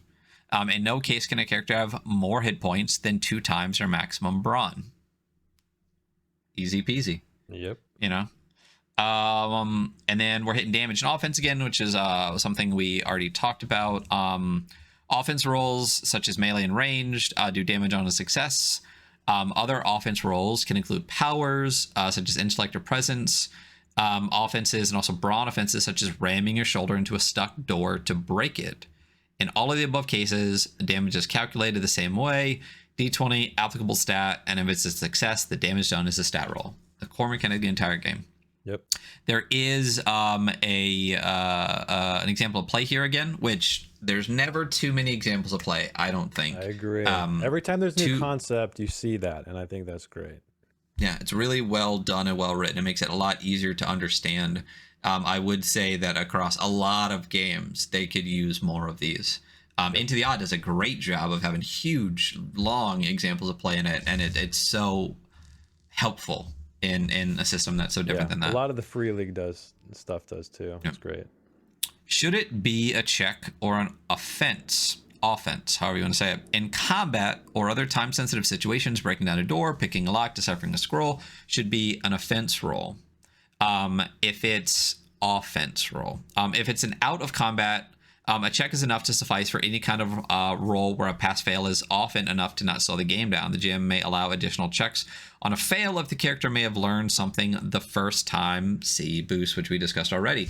I like that, and not only do I like this, I like that this is a question and an answer. And I think this is like the second or third time this has already been done in the book already, where it's like, this might be something that you're thinking, yeah, I kind of was. So here's the answer for it already. I feel like they really answer the edge cases well in this system. So it's cool.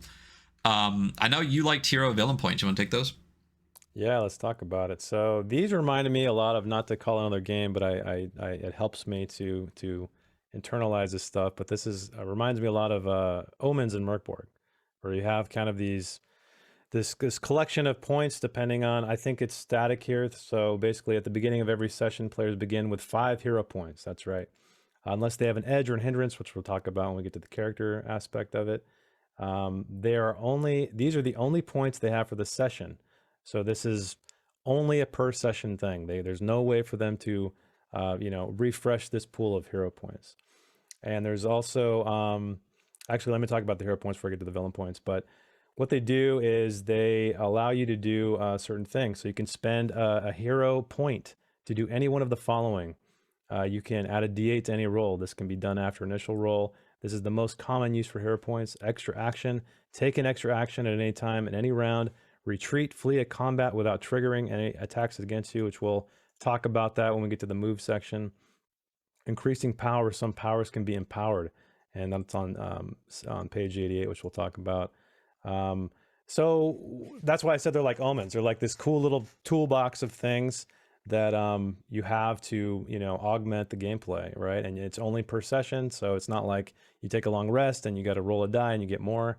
It's just per session, which I wonder, the thing that really stood out to me in this one is like, is this too powerful? Like, could this be too powerful depending on the length of the game session? If everybody has 5 hero points, I'm not sure. But that got me thinking about that. And there's some other aspects in the game too, specifically around resting, that kind of made me wonder about that. I mean, it also depends on what kind of game you're trying to run. Like, is this, I mean, realistically, this does feel like a little bit more heroic of a game. You know what I mean? Like, yeah, it could be, because it's tough to know. Because it never really states that. It never says like, this is a, like Merkborg. It's like it's a grim game where success is, there's no hope, and it's a brutal world. So I think just mechanically though, when you see this, I mean, 5e doesn't say this is a hero game designed to make you feel amazing all the time and not art lose. Speaks that way to me anyway. But I think the setting definitely feels grim, but I think they're literally called hero point. I mean, you know what I mean? Like, they're literally called hero points. Good point. So the game does feel like the setting is kind of like grimmer, but the mechanics are a little bit more heroic. Like, I feel like you can do like badass stuff and put yourself in like really cool situations. Yeah, but it a little also, bit more than. Yeah, I guess for me, like, I wasn't sure of the quantity, right? So one thing I've noticed about this game is it gives you a lot of opportunity to strategize. There's a lot of give and take in this game. So you can say, hey, I'm going to waste all my hero dice really quick and be like, oh shit, I should have saved him. And so there's other elements we'll talk about too when we get there. But before we do, we'll talk about villain points, which is the exact opposite of a hero point. It's tools for the GM. So this is the only time really that I guess the GM would, have some kind of currency, right, to that regard. So they can do things where they can, called the Great Escape, allow a villain to escape unharmed. Crushing Blow, increase the villain's damage by 5 for a singular attack. Extra action, take an extra action. At any time in any round, Villain's Edge, give a player his next roll with a setback, which you've already covered. One thing to note though, and we do this, it's funny, I was thinking about instituting this with our Blesses and Banes, but hero and villain points cannot be used to cancel each other out. So we inevitably have a roll off when we have Blesses and Banes on our stream where someone's like, I'm going to bless it. And then Ryan's like, or whoever's GMing is, I'm going to bane that roll. So you can't do that here, right? So you automatically get to use this point.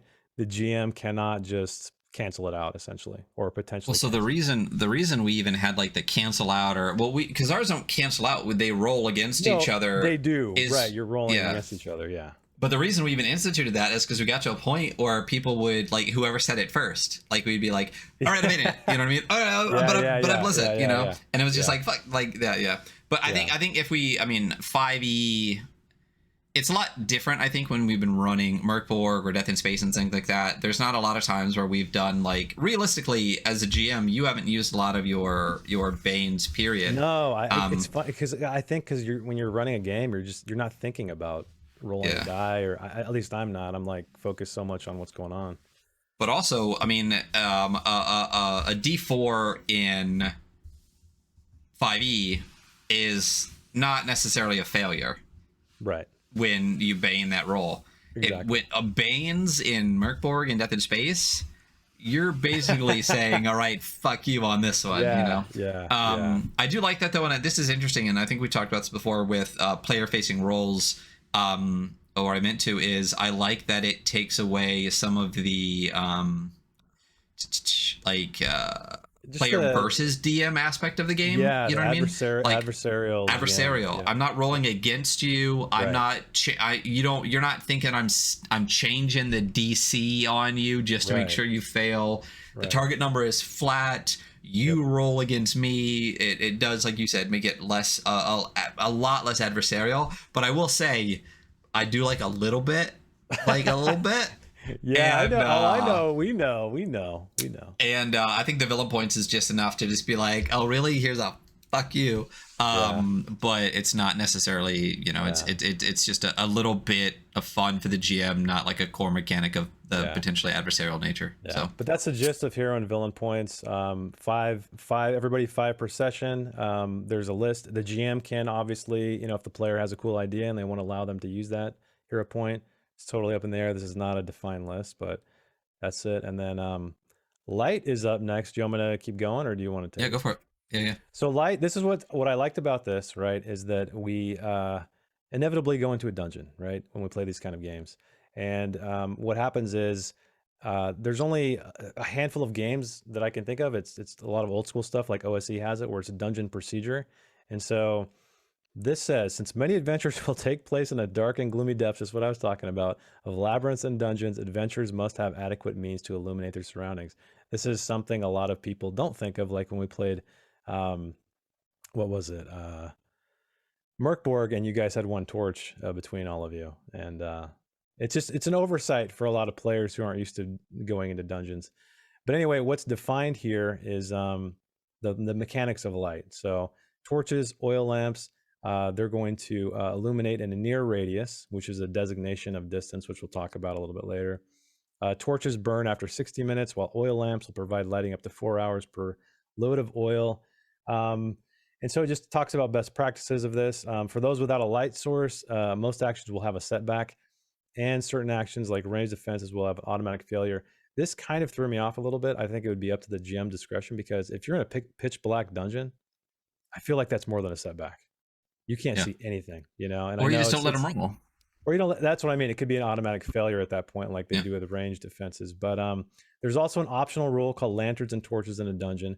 This one I had a question about that I didn't quite understand how you would measure this. So I know time in a game is sort of just ambiguous, right? Because we have real time where we're playing the game. How long does 60 minutes in a game?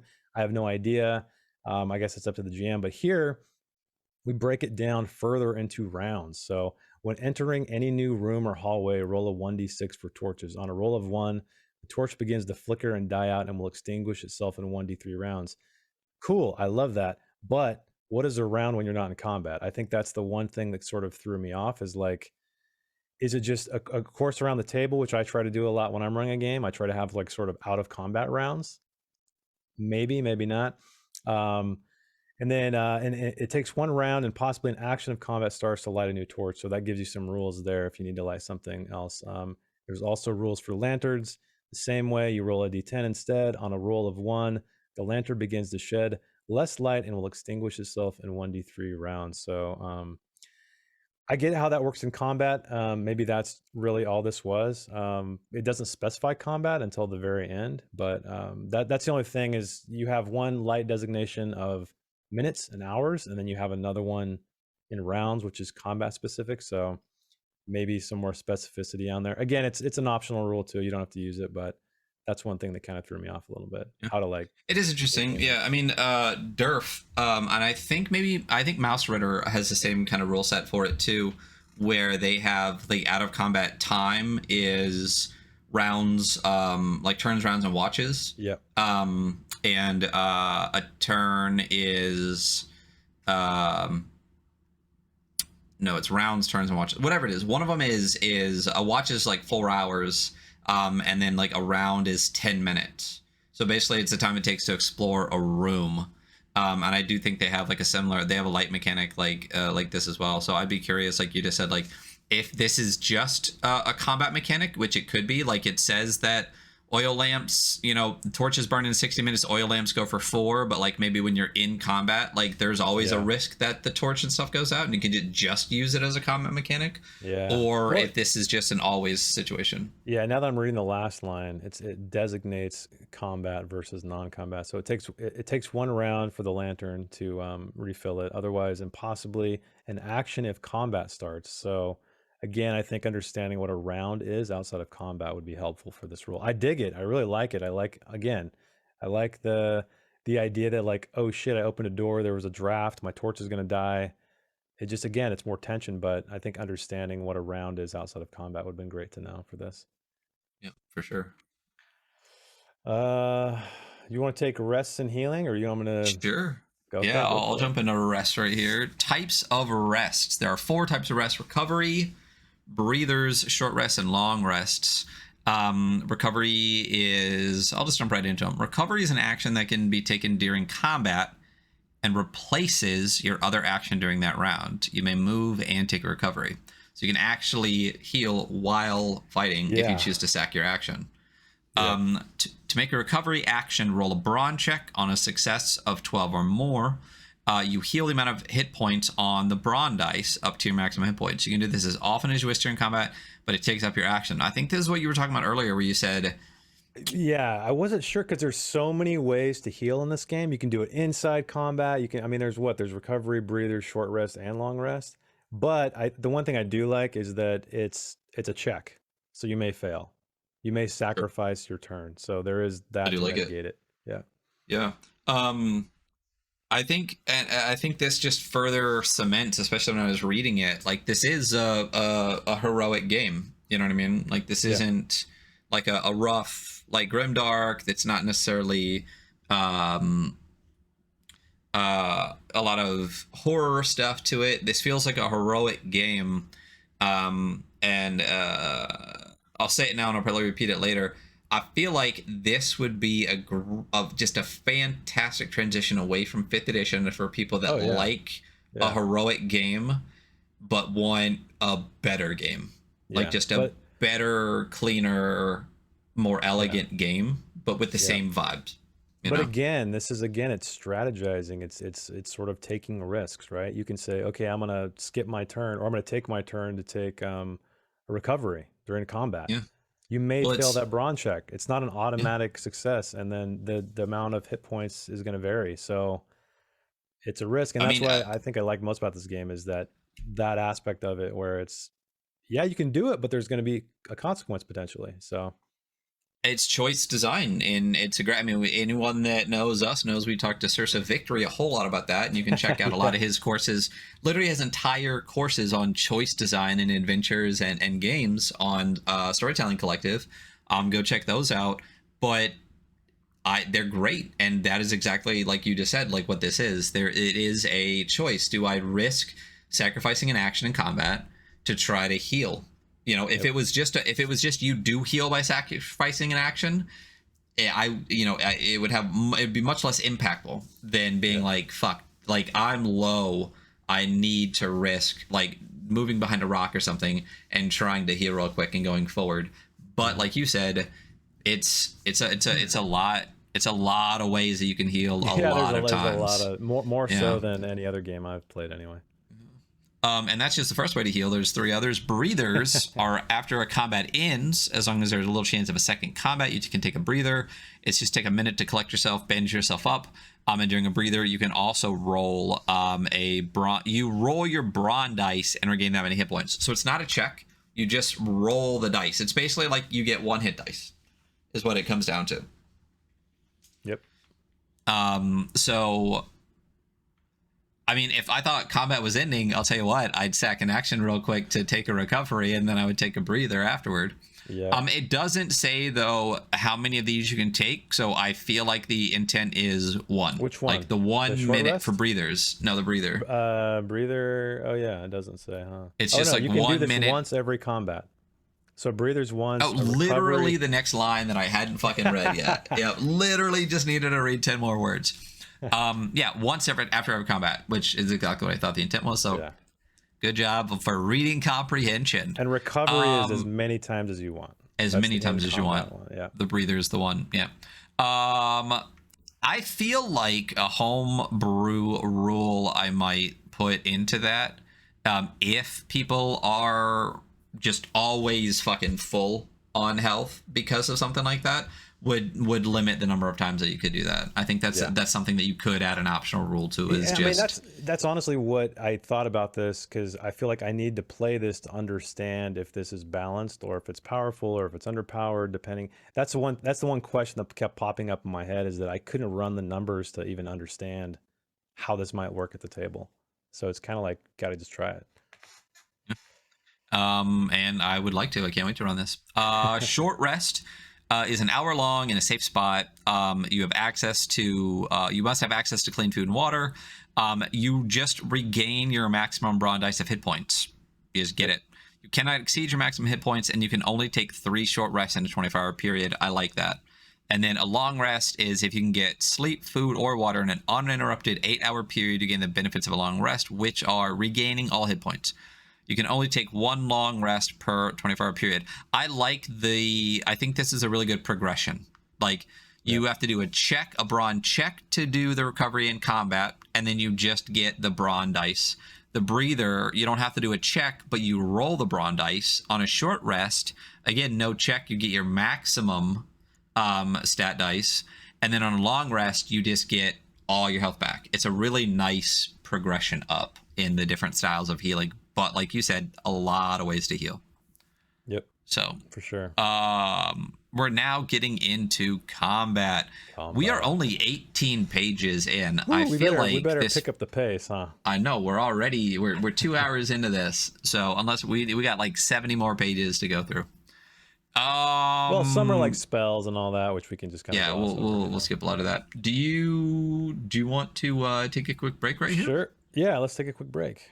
Okay, so we are going to get back into basic combat in just a moment. So we'll see you in just a short second. Hello, and welcome back to the weekly scroll here on the Adventure Archive. We're going over Eyes Beyond the Torchlight from Scott Myers.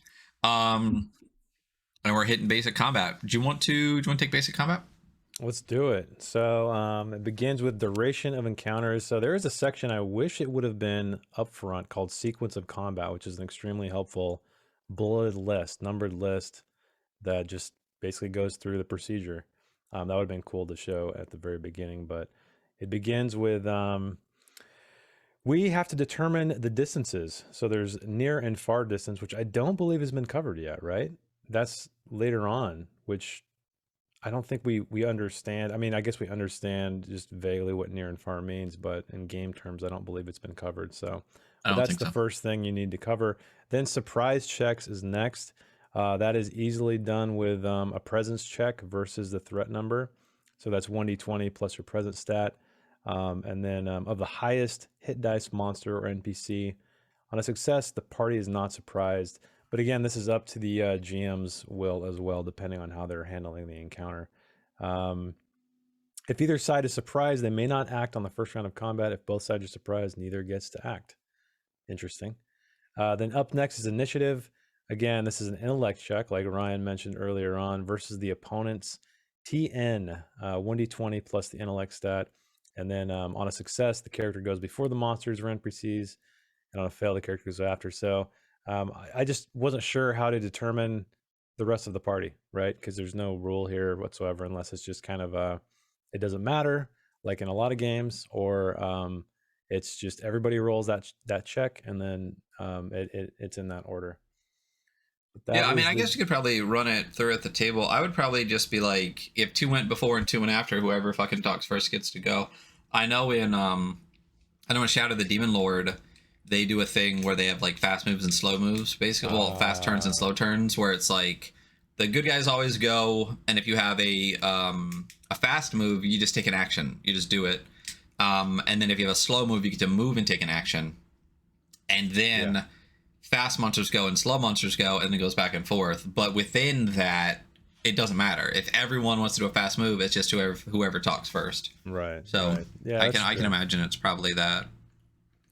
So next up is movement. This is the first time we're talking about movement, and there's going to be some stats here, or mentions of a quote unquote move, which that equates to it varies per ancestry. So if you're a dwarf, you have lower. If you have an elf, you have higher. It equates to feet, I believe, if I remember right. Like every 1 point is 5 feet or something. But just so you know, I'll mention some things like that here. But there are.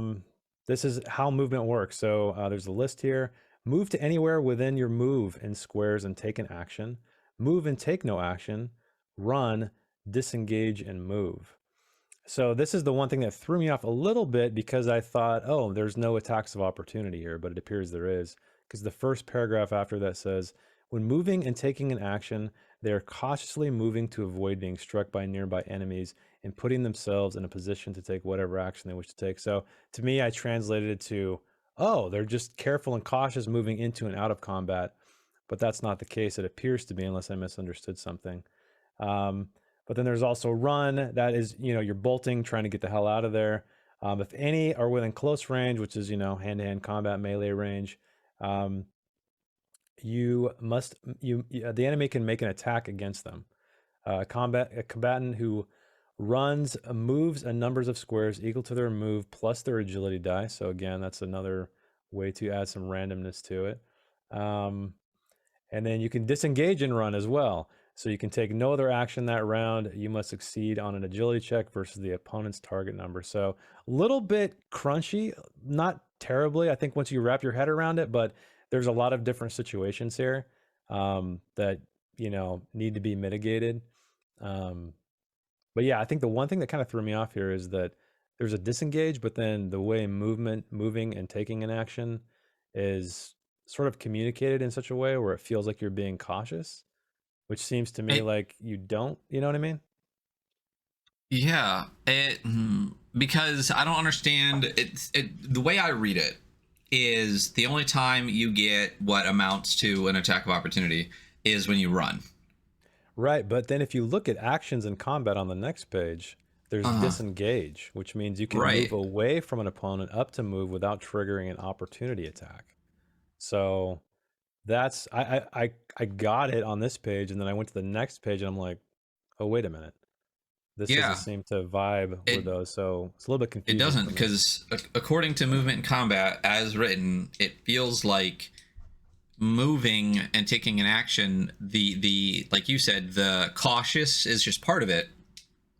And why would you then need a disengage if you can just move and take an action? And it's just the running. So then disengage is it doesn't make sense.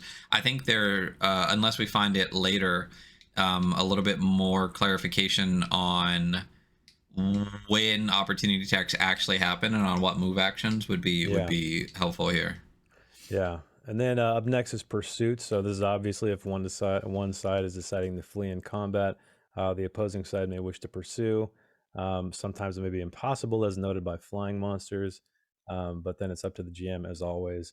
And you can also use your move plus run to do a chase over a distance of squares if you want to get super tactical with it, if you're using like a battle map. And then when one side catches the other, or one side is further than far, being a game term, capital F, FAR, away, the chase ends. So a little bit of gamification there. It doesn't appear that there's any role to determine pursuit, which would have been kind of cool. I know some other games out there have like, pursuit mechanics or chase mechanics, which would have been interesting. And I think once we get further into combat, you'll see that there's a lot of specificity around doing different things, right? Yeah. So that's kind of surprising here and there, where there's a lot of specificity sometimes, then other times it's a little bit looser, but again, it just depends on the group.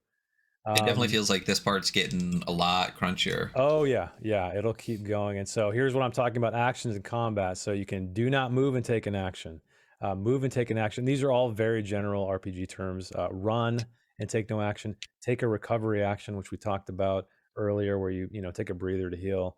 Use an object. Move or not move and take two actions. Disengage and run. So all of these, I won't get into the nitty gritty of it, but there's all rules around these. For example, disengage and run, succeed on an agility check versus the opponent's TN, and you can move, capital move, game term, plus and run away. So there's a lot of things to think about. I think honestly, and this is what I was talking about you, Ryan, earlier off stream, is that I think a table would have been super helpful here, just to kind of see how everything relates to each other, specifically movement in combat and then actions in combat, because it feels like there's some overlap there, but I don't know. I mean, I completely agree with you. I think that could have been better, but I also do feel like this is a little fiddly. I feel like there's more, like really, I feel like there's more than there necessarily needs to be. The move and take two actions, but both get setback part. And then the disengage and run part, like I feel like you can do those things without doing those things, and then I feel like people could potentially forget that those are options sometimes, and then it kind of reminds me of like I imagine, and you know, I know he might still be in the chat, being correct if I'm wrong, but it feels to me like while he was playtesting this or running it for his buddies, there might have been situations where they're like, well, what if I want to do this? And so then he decided, okay, well, I'll define a rule for that, you know? Because you'll see that later on too. There's a lot of specificity around some of the actions a little bit later on. So yeah, and it's interesting when you if like when the boulder starts going down the hills, where you start to, well, I needed to find this edge case, so then I needed to find this edge case, so I needed to find this edge case. If it starts to like really like buff up the rules a little bit more, than keeping it a little bit more to GM fiat a little bit more, and it feels like this one did start going into like, well, let's be specific about that, like okay, you want to do that, let's do that kind of thing, which is fine, but I do think it starts here, it does get a little crunchy and maybe like a little bit fiddly, so we'll see as we keep going. Yeah, so basic combat, this is pretty straightforward. So use a brawn as your stat to determine a melee attack, and then range is agility. So that's pretty much it. You roll the 1d20 like we've talked about, add your brawn dice, you know, threat number of the opponent to meet or beat 12, et cetera, et cetera. You know, if you fail, you miss. If you succeed, you hit, obviously. And then range combat rolls is up next. It works pretty much the same. I think there was one difference though. Let me see if I can find it. Maybe not. Yeah, I think it's exactly the same. So, and stop me, Ryan, if I'm missing anything. Dodge roll. So again, player facing. So GM is not rolling here. The player is rolling to defend. That's what they're trying to do. That is the agility stat with a 1d20. And then you just, again, threat number. You just got to beat that and you're good. And armor, like Ryan said, armor is damage soak. It ranges from 0, which is unarmored, up to 3 for heavy armor. And that soaks that much damage when you get hit. And there's an optional rule called minimum 1. With this optional rule, any failed defense characters always take a minimum of 1 point of damage, even if armor or the stat dice would reduce the damage to 0. Okay, so that toughens it up a bit, I guess. I like it. I like it just because of how much you can heal. I like the idea that even if your armor, if someone hits you with a big fucking axe, right? Even if you have armor that's gonna absorb the blade of that blow, you still get a thump of like a big freaking axe that just hit you somewhere. And I like the idea of like, if you soak 100 hits from a baseball bat, like you're still going to be bruised up underneath that. It's like getting shot. It's like getting shot in a bulletproof vest. You know what I mean? It stopped the bullet, but you got a big old bruise underneath it. So I like this rule a lot. Yeah, it's a cool optional rule. And then finally, we're talking about shields. What's cool about here though is they don't soak damage like armor does. They step you up 1 agility dice. So if you're a D6, you'll be a D8, and so on and so forth. The only catch here is if you are surprised or being attacked from behind, you do not get that bonus. So pretty cool way there, I think, to mix it up. And then melee combat is up next. So yeah, like Ryan said, this starts to get a little more crunchy. I think there's a lot of stuff in here that could be possibly mitigated with some tables, maybe simplified a little bit. I think you talked about that when we were talking about before this started, and you said in the last one too, like a lot of this could just be the way that what was the table we saw earlier, the stat table. If a lot of this was if a lot of this is written up the same way that the stat table was in the beginning, you could reduce like 10 pages off of this document and make it a little cleaner. Yeah, because I imagine like this would be hard to reference during play. I mean, I know you probably have a GM screen and all that, but a table is far easier to kind of quick reference, I think, than reading these paragraphs.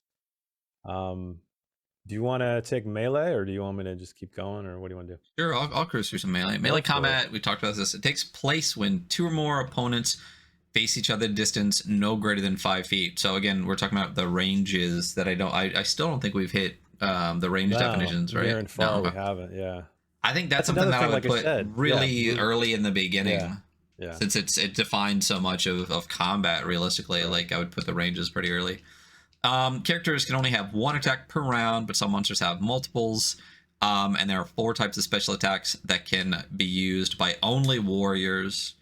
Defensive fighting, offensive fighting, charge, and cleave. So those are the 4 things that we're talking about right now. Defensive fighting. Which is cool. These are cool, right? This is a little more granular, but I think like it's strategizing, right? You can defensively fight. There's a penalty. You can offensively fight, but yeah, go ahead. You can. Fighting defensively grants a better chance to defend from enemy blows at the expense of a penalty to melee attack rolls, like you just said. And again, this is a lot of like choice in combat, which is cool. When using defensive fighting, your dodge rolls have a boost, but your attack rolls have a setback. Mm-hmm. If another circumstance already makes your attacks or defenses have a boost or setback, you cannot use defensive fighting. I like that.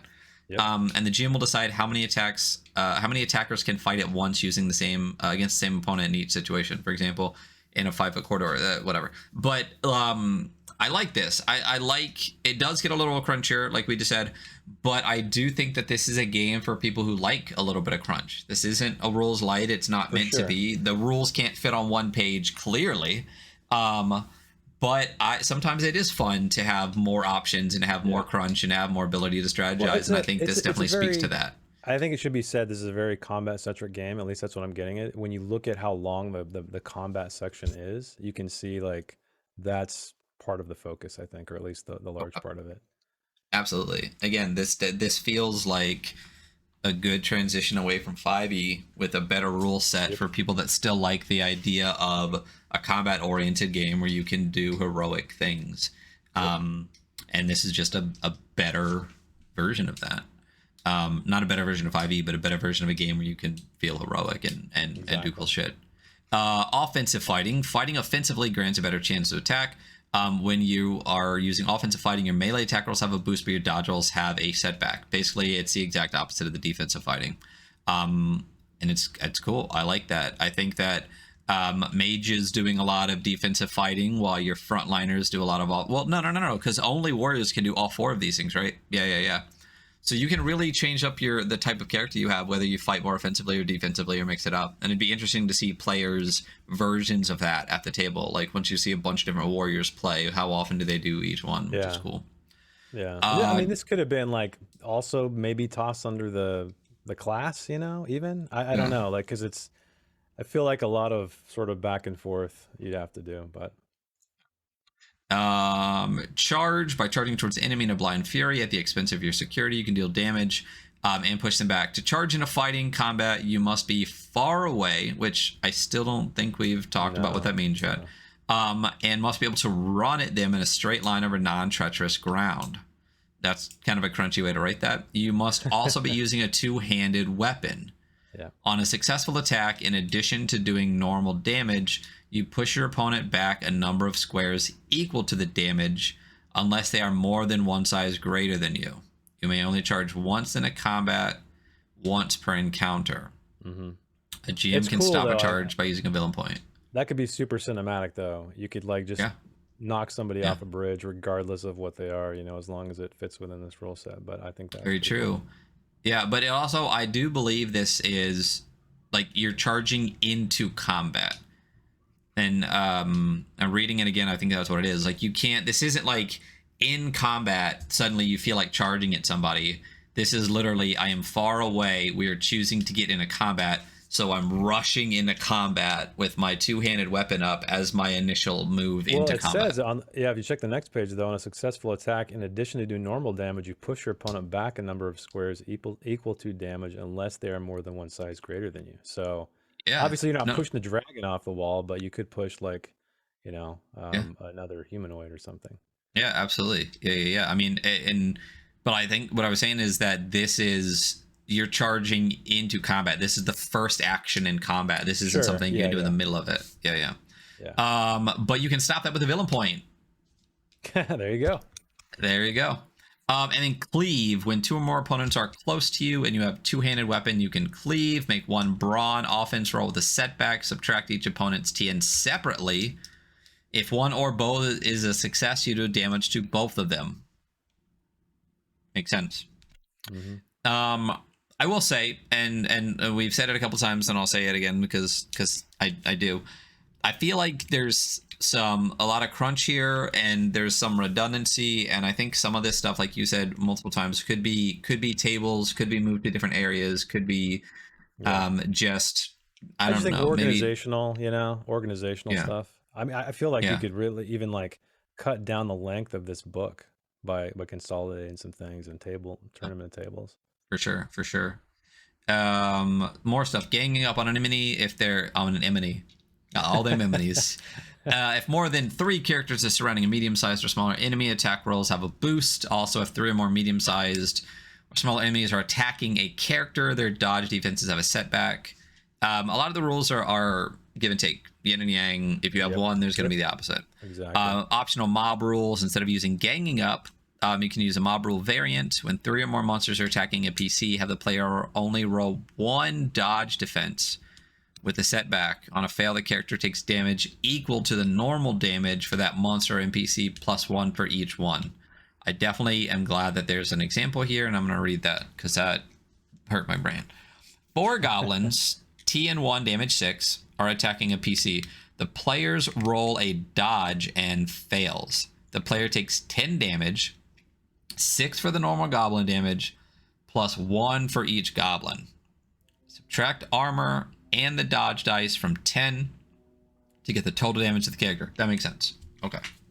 So basically, if you fail, you take the normal damage plus 1 for every other one that's surrounding you. Cool. Exactly. All right. Cool.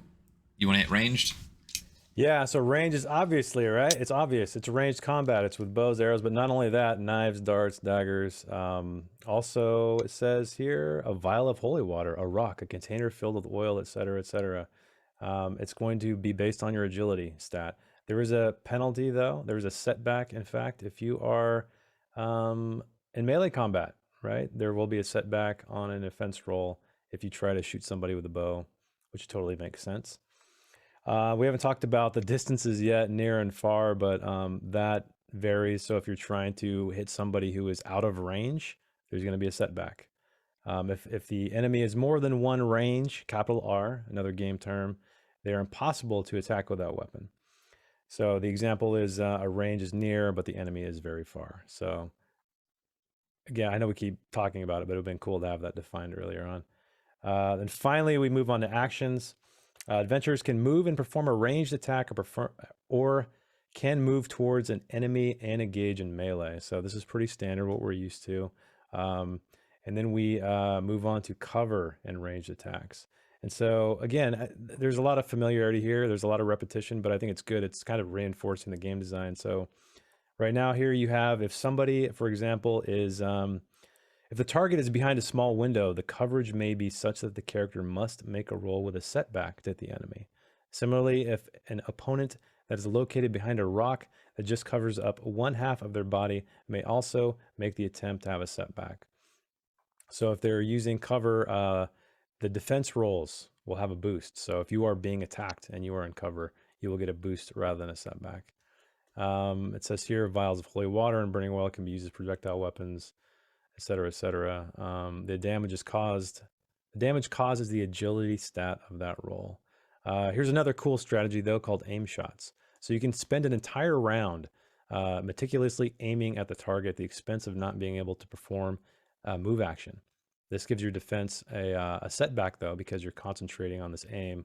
But also, it's an automatic hit, right? On their next turn, they will be able to fire the weapon and score an automatic hit, so there's no roll required. Again, though, you're gambling, right? If somebody breaks your concentration of aiming this arrow or this bow, you're screwed. If the target has cover, an aimed shot can be used to remove the setback, which is also interesting. So again, I think it's really cool that you can see the same terminology is being repeated over and over and over again to create a very familiar experience. I can imagine just as you play this game once, you'll get it. You're like, oh, that's a setback. That's a boost. It just kind of, it works. So here we are, more combat. Even more combat. Do you want to take more combat? Sure, we'll go through even more combo. Probably cruise just a little bit quicker. This is the combat table stuff I was talking about. Yeah, I feel like super could be a table out of this. Yeah. In some occasions, you will engage in unarmed combat like a bar fight. It's same sequence. Using the bronze stat, you do half of your bronze ice and damage with a minimum of 1, and it's non-lethal and always knocks people out.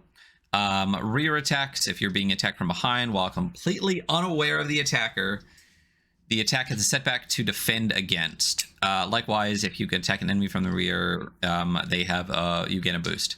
I mean, like you just said, like there's so much consistency in the way that it's done. Like it's intuitive to be like, well, I'm hitting him from behind, so I probably get a boost, right? Exactly. Underwater combat, fighting underwater. Oh, I was just gonna say, a lot of these could like these paragraphs could be simplified into just like a quick line.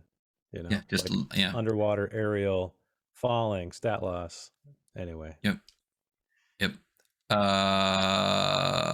Fighting underwater gives you a step back and dodges get a boost.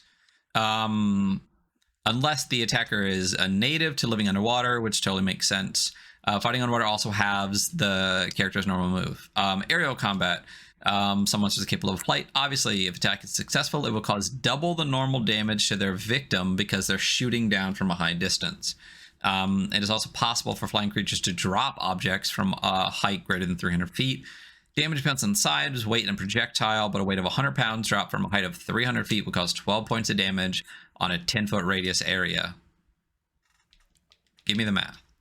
Actions from a flying mount, like a dragon or hippogriff or vehicle. In these cases, give the instability of flight, you suffer a setback from doing that. The damage depends on the size and weight of the projectile. Drop from 100 pounds, drop from a height of 300 feet. Does 12 points of damage on a 10-foot radius area. I'm not even going to mess with that. Falling. When you fall, you suffer 5 damage for every 10 feet dropped to a maximum of 120 feet. That feels like a lot. Like a lot. That's a lot of damage. 20 feet and you're dead. Yeah. I mean, if your bronze stat is a D8 or whatever, and you're wearing like 1 damage soak armor, you're dead at 20 feet. It looks like you can roll dodge to reduce the damage, I guess. It says at the very end, but roll dodge. But like you could die on a 20-foot drop. You can drop 20 feet. I've dropped 20 feet from the top of boulder walls all the time. Like without hurting yourself. I mean, it's onto like a mat or whatever. It's on a mat, yeah. Still though, I don't feel like I would die. I mean, it depends. I mean, but you can. I mean, if you land on your head, you land on your back, you break your back and stuff like that. That feels like a lot of damage for 5 damage for every 10 feet, up to 120 feet. Because what's 5 times 12? That's 70 damage. 70, yeah.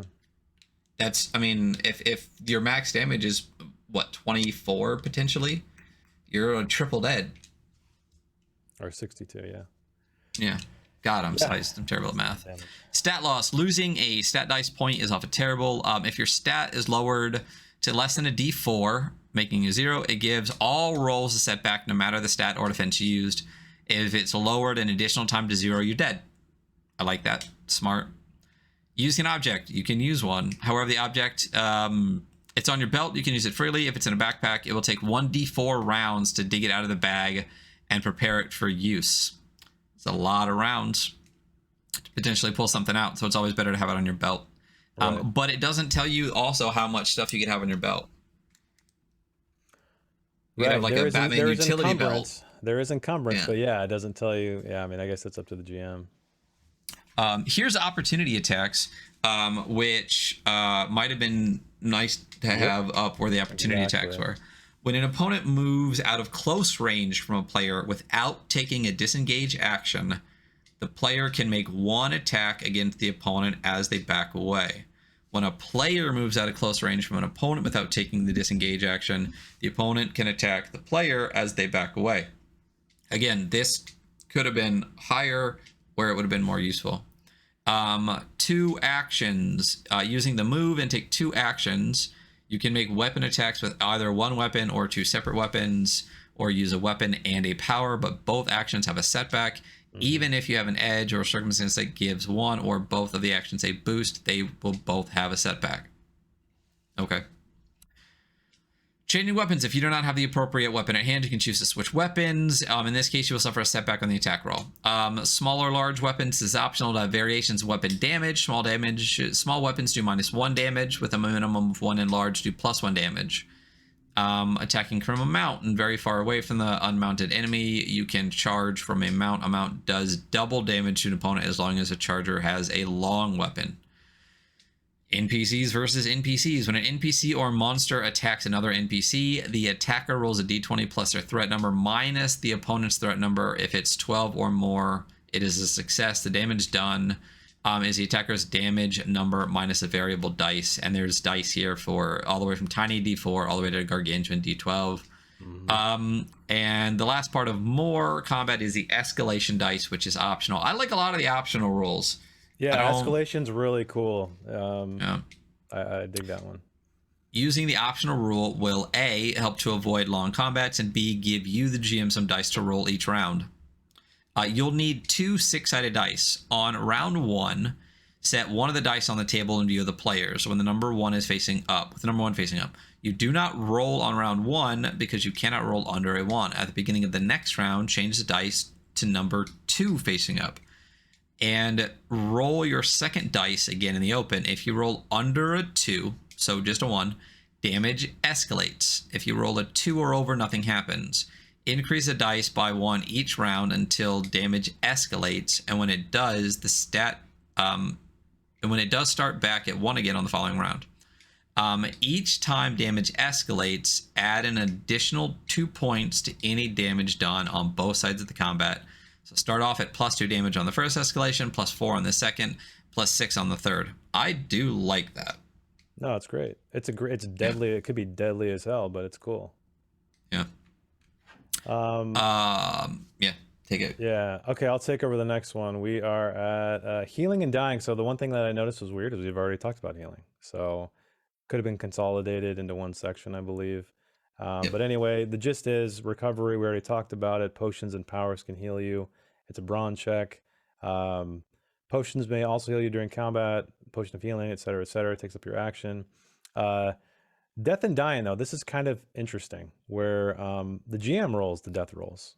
So when you hit it 0, the GM does it and may give you a vague hints to you, but otherwise keeps the total secret. You must be healed to revive or revived before your turn, or your of your dying countdown, or you are truly dead. Players can also revive you with an intellect check. Upon success, I think you get 1 hit point on your next turn. And there's obviously some edges and stuff with character stuff that we can talk about later. It's really interesting that you roll the brawn dice and don't tell the player how many rounds they have until they die. Yeah, it's different.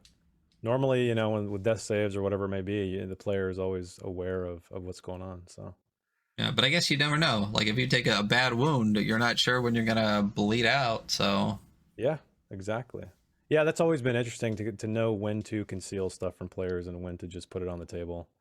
But that's the gist of it. There's some other things. When you're attacked, when you're down, you lose 1 round from the dying, etc., etc. There's a countdown. But that pretty much is healing and dying. Chapter 4, character creation. So one cool thing here is it's step by step. So the first thing you see is a step-by-step guide. You choose your stats, which you've already talked about, or dice on page 38. Choose your ancestry, which is essentially your race, page 40. That's another thing that kind of threw me off, and I always wonder when to use common terms versus changing the term just to change the term, versus race and class, which we're kind of accustomed to. A lot of games do it. I'm just thinking out loud. So you choose your ancestry, choose your archetype, which is basically your class. Take a hindrance, which is definitely unique to this game. A second archetype edge. Choose your background, choose your gear, your powers if you're a spellcaster, and then you determine your starting hit points, which we already determined was your brawn die, your maximum score on that. And then advancement points, which is kind of cool too. I like the idea where it's not like a tiered system where you hit level 1, level 2, level 3, level 4. You can kind of trade these points in to upgrade. But yeah, stats. The way it works is we already talked about brawn, agility, intellect, presence, and what those all mean. But all you do is when you start, you have two options. You can have a D8, D6, D6, and D4 assigned to those stats, all four of them, or you can choose to begin the game with D6s and all four stats. And hindrances can lower the starting stat by D4, which we'll talk about that in a bit. I like a standard array. Big fan. Yep. Raising stats. So again, this is the advancement points you can spend to upgrade these stats, gain new edges, and remove hindrances. However, characters' natural stat cannot be higher than D10 or lower than a 0, because they'd be dead, right? Or possibly dead. We talked about possibly dead, yeah. More notes on the dice order, starting at 0. Derived stats. We have based on a character's hit points is your maximum. We know that. Initiative is an intellect check. Move is your character's. It's based on your ancestry. So like I was saying, a dwarf can't move as far as an elf, for instance. So it's just outlining all that and whatever your run is. But I think this entire page was the original derived stats page in the combat section, or is this page just a reiteration of the page from the glossary in the beginning? It might have been the glossary. Okay. I think it was the intro. Yeah. Again, but I wish a lot more of this looked like this. Yep. Like this could be really simplified a lot by putting it more into stuff like this. Yep. And then we have just another table, again, a simplified table, like Ryan was saying, of the brawn, agility, intellect, presence, how they refer to checks, offenses, and defenses. And finally, we make it to ancestry. So this is the race section.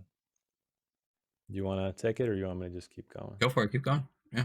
All right. So when you choose an ancestry, you can to take a second ancestry-based edge from the choice of 3. So all of these ancestries, let's keep calling them that, not races.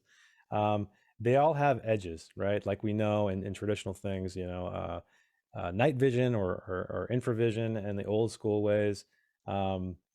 Elven senses, elves have certain things, gnomes have certain things, half elves have certain things. So that sort of designates it a little bit away from the humans. But if you do decide to be a human, you can gain, in the case of humans, you can raise 1 stat instead. So rather than getting that edge, you can raise a stat. The one thing that was weird here, layout wise, is how dwarf. I love how most of this book has everything on one page. Like if you scroll forward, you have like the halfling on one page, the half elf on one page, et cetera, et cetera. The dwarf kind of starts like 3/4 of the way down on the left facing page, which is kind of weird.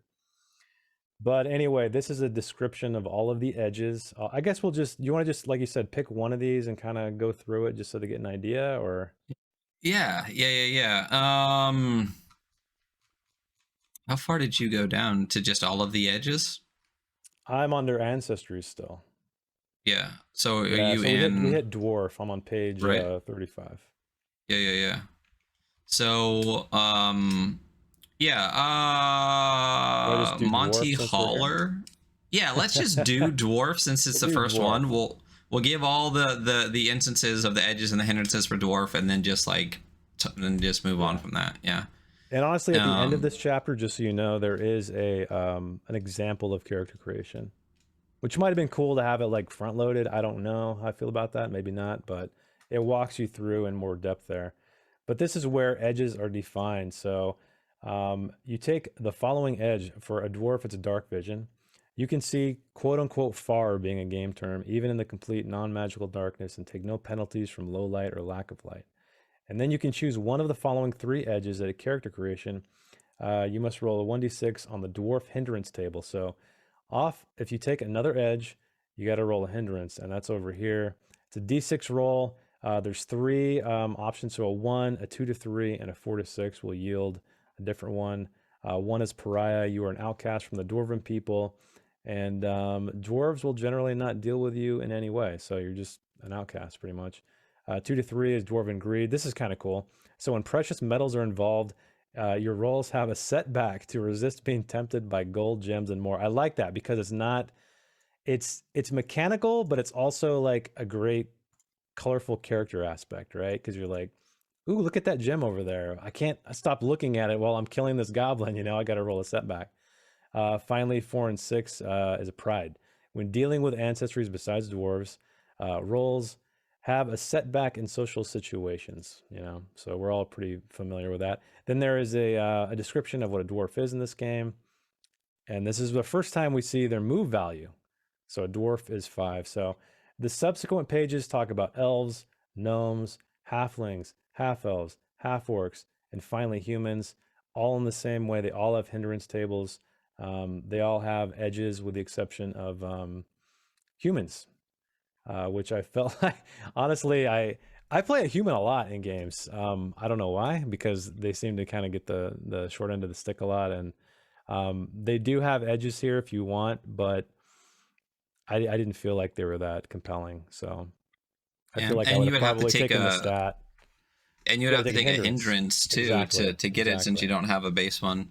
Right. So I mean, that feels like a very feels like a very 5e kind of one. Like the humans, that's exactly how it does it on that. Like you just gain a +1 to everything because you're kind of good at everything but not great at anything. Yep.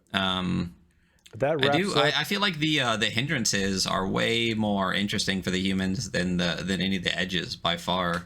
Yeah. Like if you look at like Survivor, you can survive on half rations, but look at Cursed Bloodline.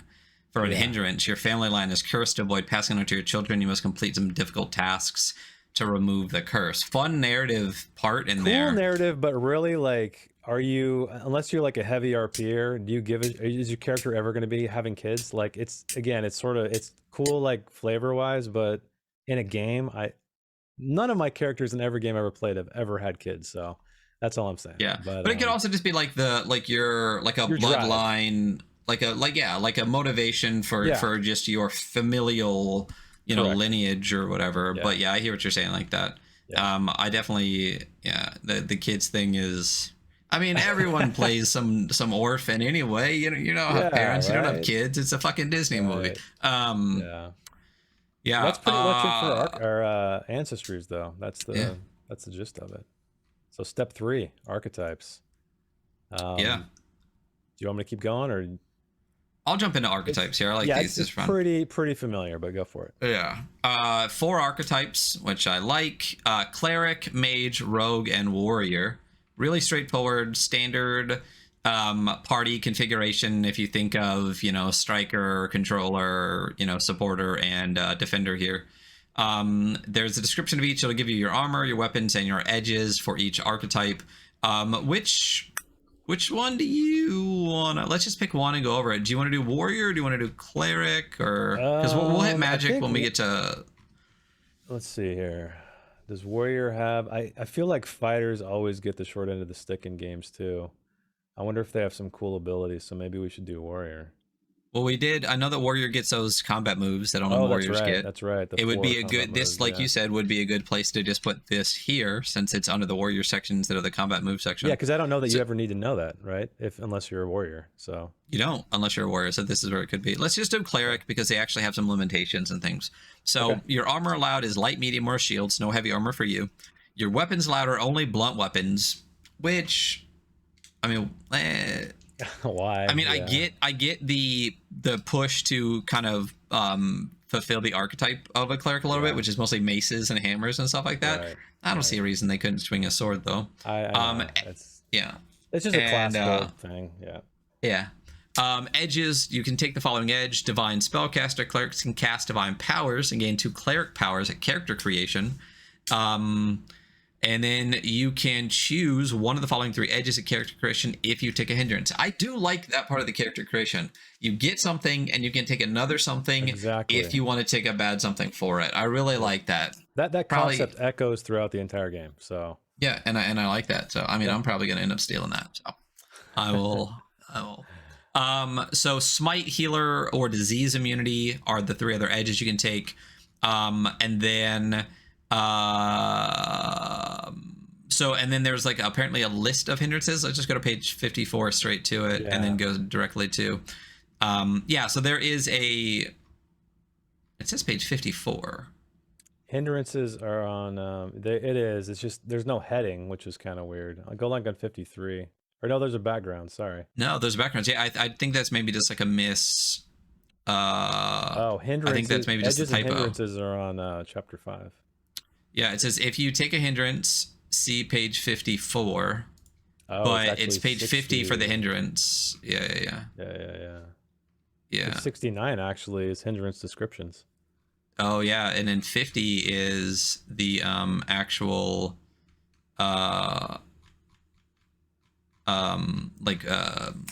table you can roll on. Yeah. So yeah, and that's go straight to step 4, which is hindrances. If you choose a second edge, you get hindrances. For descriptions of each, go to page 67. But you said they start on page 69, right? Let me double check, but I think that's what I wonder if there was a couple of when this got expanded in.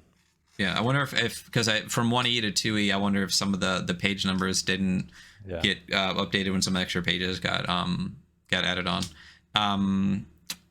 If the rolled hindrance completely doesn't work with your character, please discuss with your GM and reroll. Makes sense. Roll 5d10 on the following table. So yeah, some cool hindrances. Do you want to roll 5 5d10 d10 and I'll roll 5d10 and then we can just talk about like one hindrance each and just do what we got? All right, let's do. Oh wait, I gotta reset this here. Dang, I got 33. Ooh, I got 30. I thought you were gonna say somehow we rolled 5d10 and got them both. So you got dumb. You dumb. Perfect. And I got yokel. So basically we're both. Yeah. I got a yokel. Nice. We'll probably pick one other random one too because these feel like they're similar. So let's just shoot down to page 69 real quick and look at this. I'll read yokel. Let's keep going. Sorry for all you motion sick people out there. To the very end, second to last.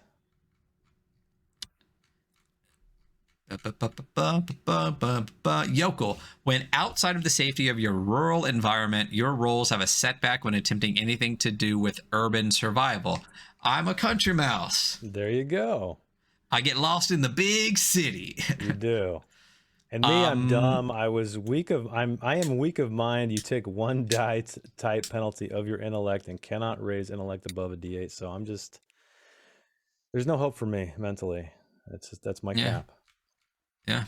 Just a big old fucking dummy. What is another? All thumbs, combat paralysis, fanatic, missing eye, uncoordinated. I mean, these are all pretty straightforward. I think you can assume what uncoordinated and all the rest of that is. But so it's cool. There's mechanical things behind all of them. They're not just like flavor. So no, yeah, absolutely, yeah. But they are very. I think they are really intuitive, which is really good. Yep. Fuck, where are we? Oh, we were here. Backgrounds. You get to choose one. Use background in play. Backgrounds grant a boost to rolls when a character could use their background, such as a soldier trying to recognize a heraldry of an enemy, a noble trying to get a meeting with a duke. Your role has a boost. You cannot use a background for combat actions. I like this. And that's pretty straightforward. We need to go over that a lot. And there's a list of backgrounds. Too. They explain them in detail. So yeah, acolyte, fisherman, gladiator, peasant, rural born. Very on the very next page even. Yeah, it feels very 5e, you know what I mean, like in the same kind of way. For sure. But I do like it. It feels like a little cleaner to just because with 5th edition they give you some like some stuff with it. You get a proficiency in this and you get a thing with that and like with that. I like how this is just class, right? Yeah. Isn't it in 5e? Whereas here it's not. It's like no, you can pick any background you want. They just have some like the charlatan might be a good rogue, but you can technically be a charlatan cleric. But I like how this one is much more simple, where basically it's just like you get a boost if you use your background out of combat in some way, and I like how there's like a narrative kind of push for that. That's cool, but without having to add like a bunch of proficiencies and items and a bunch of BS. So really straightforward. Scholar is scholarly. Scout stuff. That's it. Step 6 is gear. You choose 3 weapons from the list on page 8881, or choose a light or medium weapon and 2 armor and 2 weapons. You can choose 3 pieces of any gear. You can also start the game with 2d6 gold. I like... there's a lot of times in this section where it's like, check on this page, check on that page. It would have been nice to just kind of have it where you have it in character creation. Yep. And hyperlink too, right? Yeah, well, and don't, yeah. Just to say, there isn't like a hyperlinked table of contents in the beginning. Like this is not hyperlinked at all. I don't think I mentioned that, but definitely need to, because that's kind of my whole fucking shtick. That is your whole thing. It's the whole thing. Hyperlink your stuff. Gosh, you want to do powers? Yeah, powers is pretty simple. There's an explanation of these. There's mage powers, cleric powers. Mages choose 4 powers at character creation. Clerics only choose 2. One thing that I noticed was interesting, and I'm not sure if some of the other books Ryan has have a exhaustive list of spells, or maybe this is it, you know, kind of like Mark Borg style, where there's not many powers. But yeah, there's a shorter list of, you know, quote unquote spells here. And then step 8 is your derived stats. So again, this just outlines, you know, your hit points, your dodge stat, armor, initiative. We all know this. This has kind of been repeated quite a bit already, actually. And then we go to advancement points. A character's adventure, as they adventure, they gain advancement points. And so this is kind of cool. So you can kind of trade things in. So you can raise a stat, for example, or you can gain a new edge, or you can remove a hindrance, which is neat. Gaining new hit points, both raising your bronze stat or buying a vigor edge increases your character's hit points. And there's some rules down here about that. When your bronze stat is raised 1 step, your hit points increase by 2. So just how to figure that out. So it's kind of a point buy sort of thing where you score up these, you hold it, or you store up these advancement points and then trade them in however you see fit, which I kind of like that, you know. Some might argue it's a little video gamey, but I think it's cooler than hitting these like level tiers where you just kind of unlock things, you know. You can I prefer that. Absolutely. I think there is maybe another typo here too where it talks about GMC page 34. I think maybe that's a core rule section or something, because on page 34 it's just a list of the stats. So I think maybe with the update, like I said before, there might be a couple of like random like tiny little lines dug into this context that there's definitely some typographical stuff. There's some typos in this, and but yeah, that's probably another one, I'm sure. We have the final thing is advancement tiers. So it just kind of shows you, it's more or less to keep track of, is your character a novice? Are they experienced? Are they a champion? Are they a veteran? Are they a legend? It doesn't seem like it matters much to the players, but it is advised here that this gives the GM a baseline of difficulty of what types of monsters and obstacles. So it's like it's like a cheat sheet. So, you know, like, oh, my party, they're veterans, so therefore I'll do this. And the final page of character creation is the example. So there's this would have been kind of cool, I think, in the beginning, just to get an idea of the flow of it, and then the step-by-step, the lengths of it, you know. I don't know. Yeah, I don't know. I kind of like this stuff at the end, because you can, I feel like if you read something like this to start, if any part of it doesn't make sense, you have to go find it, as opposed to if you get all of the pieces and then when you get to here, this might answer the question instead of asking the questions. Yeah, I could see that. Yeah. I guess for me, like, and I guess if it is step by step on pages, like you just literally go through those pages and pick the thing, and if you have a question, once you get to this, you can solidify it. But I mean, I think something like this, whether it's before or after, it really comes down to the way you think about the game and the way like individuals do. Right. So I think like how you read the game and how I read the game could be very different. So as a creator, whether this is in the beginning or the end, I think someone could say I like this at the beginning and someone could say I like this at the end. So it's just, you know, either way. And chapter 5 brings us to edges and hindrances, which we've kind of talked about already, but this is just descriptions of what they do or what they are, and then how they affect the game. That's pretty much it. I don't want to go through this entire list, all these massive lists. No. But it is nice that it's just a list and then again pages of just glossary. I mean, it's all alphabetized, which is great. Yeah. One or two of these, I mean, I'd like to talk about one or two, like Blessed by the Gods is really cool, and something like Hard to Kill. So just to give you an example more of these edges we talked about a little bit, Blessed by the Gods is you begin every session with 6 hero points instead of 5. which is cool. So you get one more. Yeah. Yeah, so they're all colorful. They're all useful, I feel like. Yeah. But yeah. They're cool. I mean, it's a huge part of the game is to do both of those things. Cruise through those. We already talked about the hindrances since we did come down and be dumb and yokels anyway. And then equipment. And equipment, I don't think we need to do a ton. Starting equipment, you get 2d6 gold. It's a gold currency. There's other treasures that are part of the game. We already talked about how armor works. Armor reduces incoming damage. How shields work. Shields give a +1 dice type bonus to your dodge. I like this. There's another, I think Fleo did the same thing where shields don't just soak more damage. They make your dodge easier, which is interesting. Yeah. Armor list. I guess what's interesting about it is that you'd think like if you're taking the damage soak approach, like anything that is quote unquote armor, which would be a shield as well, would be the same, but it's still cool. Yeah. Yeah. Descriptions of armor. Again, we don't need to do this. Light armor reduces by 1, medium reduces by 2, heavy reduces by 3. We already talked about shields. This is like the 4th time shields have come up. There's just a lot of redundancy in the rules. It helps you understand it, but it's yeah. Anyway, weapons. Here's the weapon list. It talks about the melee weapons, the traits that it has, number of hands it takes, and the price of it. Range weapons. It's all standard fantasy fare. Swords, staffs, spears, slings, ammo, which I don't think they talked about a specific. Is there a specific like ammo loading rule or anything like that? No, I don't think so. I think it was more I think about, it's like, just yeah.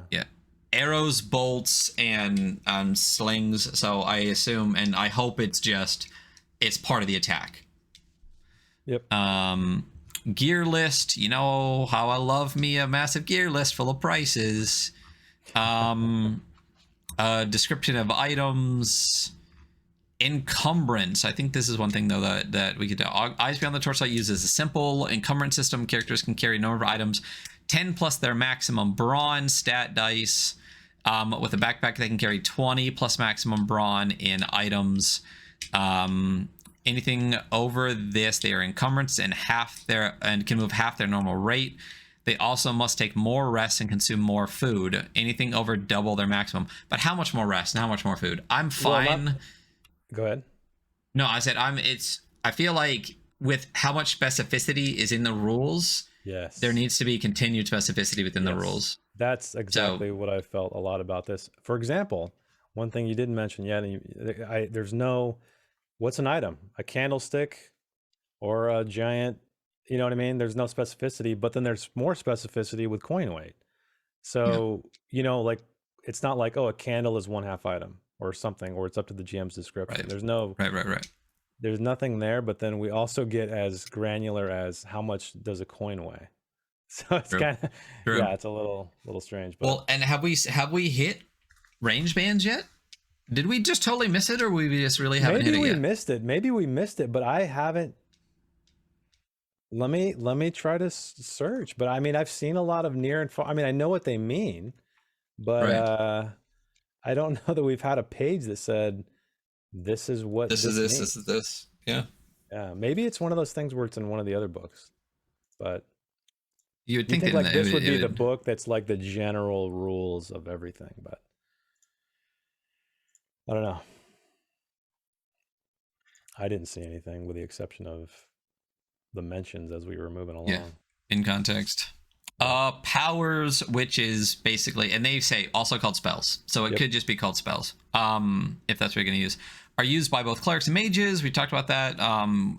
Mages get 4 spells to start, clerics get 2. When you gain new advancement points, you may learn a new power by buying the new power edge. You must choose your new power from your archetype list. Mages may also find spell books during their adventures. Copying a spell takes 28 days and costs 250 gold in materials. Hero points can be used to customize powers per GM approval. Mages can cast cantrips, which are improvised trivial effects that are based on a known spell, which do not require a casting roll. So, for example, you can make a coin disappear if you have the hide or the illusion spell, or you can light a candle if you have a fire spell. I like that. I think that's really... I like it a lot. Yeah. It's creativity, right? It allows the players to become creative. You basically have permanent prestidigitation. Yep. I mean, cantrips as well down below is very similar. It's an improvised trivial effect, and then as long as it fits within the abilities you have, you can do it. For example, here it says if you have a fire power, you can light a candle with your fingers, for instance. So yeah, it's cool. I like that. It gives the players some freedom. Well, and it gives you like a lot of some narrative fun without having to deal with the mechanics at all, which is cool. Casting roll, it's a roll the same as every other roll in the game, which is a d20 plus your casting stat, which is presence for clerics and intellect for mages. On a success, sometimes subtracting an opponent's TN if cast against them. The power successfully cast. On a fail, it does not. And you may try again the next round. No, if you attempt to cast the same power the next round, that roll has a boost. So if you cast a spell and don't fail, you get a better chance of casting the spell next time. I like that. I would almost do the opposite. Yeah, I know, right? And there's a cost too, which I thought could have maybe been added during that. Like what happens when you fail? Because the very bottom, when you fail, does not meet or beat 12, the spell is not cast, and the caster must pay HP cost, losing a number of hit points equal to a roll of 1d6. Which page are you on now? It's on 83 at the very bottom. Oh, the HP cost. Yeah. Right, I would just stick that right up at the top. At the top. Yeah, so you underneath know, that. like, oh, well, what happens when I fail? Here you go. Yep. Power durations. I think you talked about this before. Some powers last a whole encounter or thing. Some spells require concentration. The caster can still take their normal move and actions, but if they're attacking, it's concentration, just like everyone knows concentration. An optional rule for empowering powers. In some cases, a player may want to increase the power of the spell, such as turning more than 1d8 TN of undead, summoning a TN 5 animal, blah, blah, blah. In these cases, the GM can allow the player to spend hero points to add extra damage or spells, increase the duration, do whatever at the GM's fiat. I like that. I would be okay if there was a little bit specificity and a little bit more like per GM. I feel like you could cut a lot of these rules out just by saying per GM, and just giving a little bit more to them. Casting powers.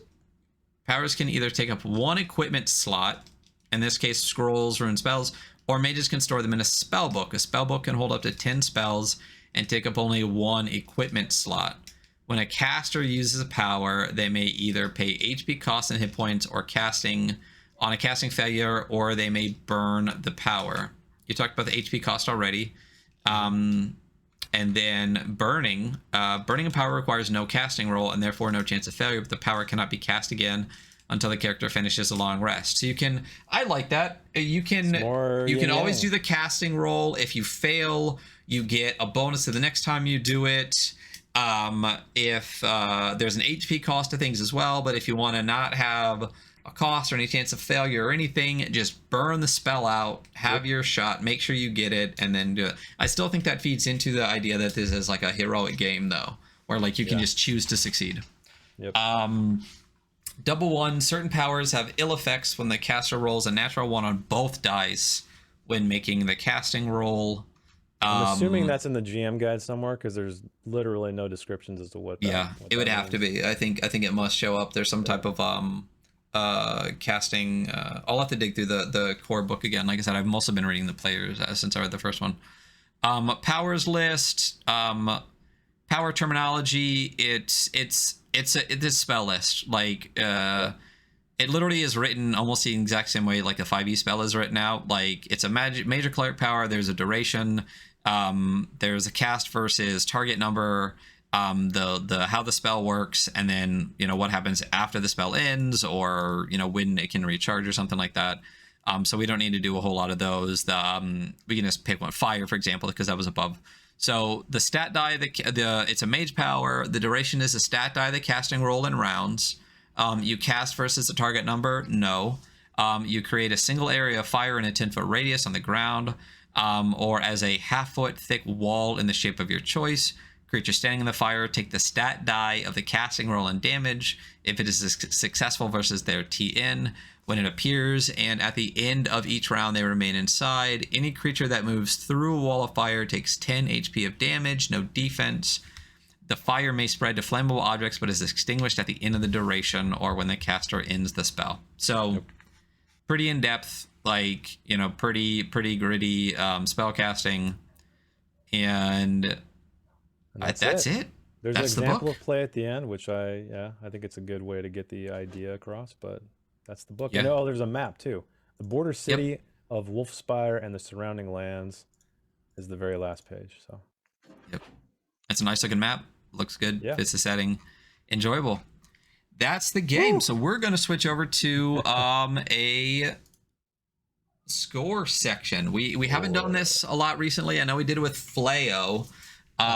So let me go through this a little bit again. It's 5 stats. We give a total of up to 10 points each. Okay. They are given in it is, what's the word I'm looking for? It's like subjective compared to other things. So like if you're like, well, this looks like, you know, this or that, well, this game got an 8, this game got an 8, well, then this isn't quite that game, so that game got a 7. So a lot of the games are in context to each other. Which has actually had us raise some stats, you know, the further we got in, where we're like, well, we've read 10 games and we remember game number 2, like, in context is better than these other ones, so let's bump it up. Necronihilus has gained, I think, a total of 2 points at this point by reading more games and just being like, man, that's a good game. I think Merkborg, I meant to talk about it a little bit at the beginning. They dropped their bare bones, completely free fucking game with no art. That, I mean, if the value wasn't already at, if the value wasn't already at 10, damn, it would be. You know what I mean? Like, how much more value could you have than literally getting the entire game for free plus a million adventures on the website? Yep. So the scores are in context to each other. Art and style is the art used in the game, the style in which the game is done, very specifically about how it looks, the quantity of art, the quality, all those kind of things. Layout and function is very specifically the layout as its readability, and the functionality within the system, and any tools used to help you with your function, like a hyperlinked index or bookmarks or any of those kind of things. Yep. Rule set and crunch is how well we like the rule set. If it's an adapted rule set, how well is it adapted? If it's a new rule set, how good is the new rule set in our opinion? And crunch is, does it does it feel like the right amount of crunch for what it's trying to do? So if it says rules light, is it really rules light, or does it get really granular? Originality is across all aspects, from art to setting to mechanics, everything. It's a very broad term for just like how neat and cool and different this game is. Value is the bang for your buck. Like, how much did you get for the amount of money did you spend? Are there free resources? Are there additional resources involved beyond the game? Are there online generators? Are there free character sheets? Are there more adventures that you can buy? Is there a third-party license? All those kind of things. So those are the scores. So we are going to start with art and style. So Merkborg's a 10, at least in our. It's an art book, basically, that is an RPG. Now bare bones, you don't have to, and that's always the it kind of starts from there. 5 is average. Right. So starting at a 5, what do you think? I would give it a 5 because I think it does the job. It's not doing anything new or different. It feels like it's just supplementing the text itself. I wouldn't feel like it's necessarily below average or above average. One thing I will give the artist is that it's consistent. So a lot of RPGs I see have art that is just all over the fucking place, and I really appreciate a consistent vision. So I would probably say a 5 for me personally. I think I almost feel like saying 6 then, just based on your last caveat. You know what I mean? Like, I feel like it's got the art that is necessary, but like having the consistency in the art and stuff throughout, I think it presents what it wants to do well. Yeah, I mean, I'm between a 5 and a 6. Okay. I really like that. I'm awake and feeling generous. I'm gonna, if you're not against it, I'm No, if gonna you go want to ahead and give it a just, 6, go for it. I mean, I haven't been involved with a lot of these reviews from an art and style, but I do design, and art's a huge part for me and with RPGs. So, yeah. but yeah. Well, in the context, and I should bring this up too, in the context of other games, which I literally just said we reference a whole lot, I can bring up the entire score list. Mark Borg is a 10. Troika is actually a 7. Because yeah, go ahead. I mean, there's a decent amount in it. But like Lancer got a 6. The art in it is really good, but it has like 5 pieces of art in the entire like 400-page book. You know what I mean? So it was a quantity issue and stuff. Yeah, I think well, it's there a was little good bit of both. balance. It's an average of both, of quantity, quality. I mean, the first Mothership got a 5 because it too also has like 5 pieces of art in the entire zine. Got it. So and the art in Mothership is, debatable, but we won't get into that. Yeah, I like it for what it is, and it's also the first Nog. It's definitely better. So if Mothership is a 5 and like Lancer is a 6 and Troika is a 7, are you still thinking 5, or does that change your opinion at all? I mean, if you want to go up to 6, I'm okay with that. I would still say 5, just because I know we all have different opinions on what the art and style, how it relates to the game, but I'm not go gonna 5 then. Let's go with I'm 5. okay. Yeah. Layout and function. All right. Unfortunately, yeah. So functionality wise, let's say right off the bat, there's no hyperlinks. I'm a big hyperlink guy. Let me get this out of the way here. Dock that. And I don't believe there are bookmarks up. The entire thing is bookmarked pretty extensively. So at the very least, we do have bookmarks. I think hyperlinking, for the number of times that this references other sections, like see page this, see page that, not being able to just click that and go to that really reduces the like digital readability.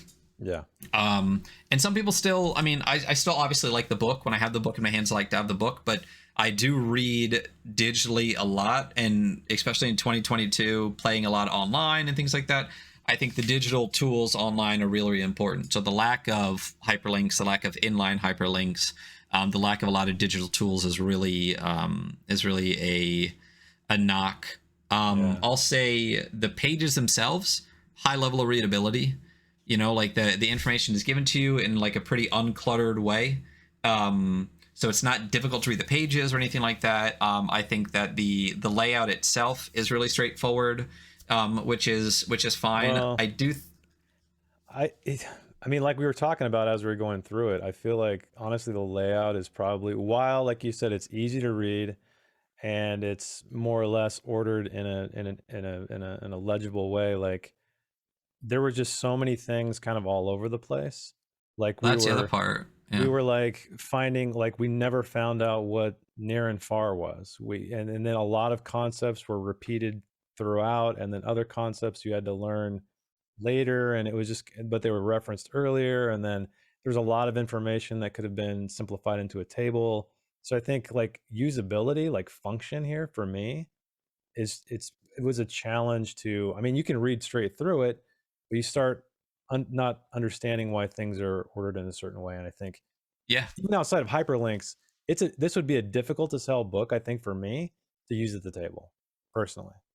Oh, for sure. I don't disagree with that at all. I think visually, I think there's good like individual readability, but like you just said, the actual functionality and the readability within the text itself.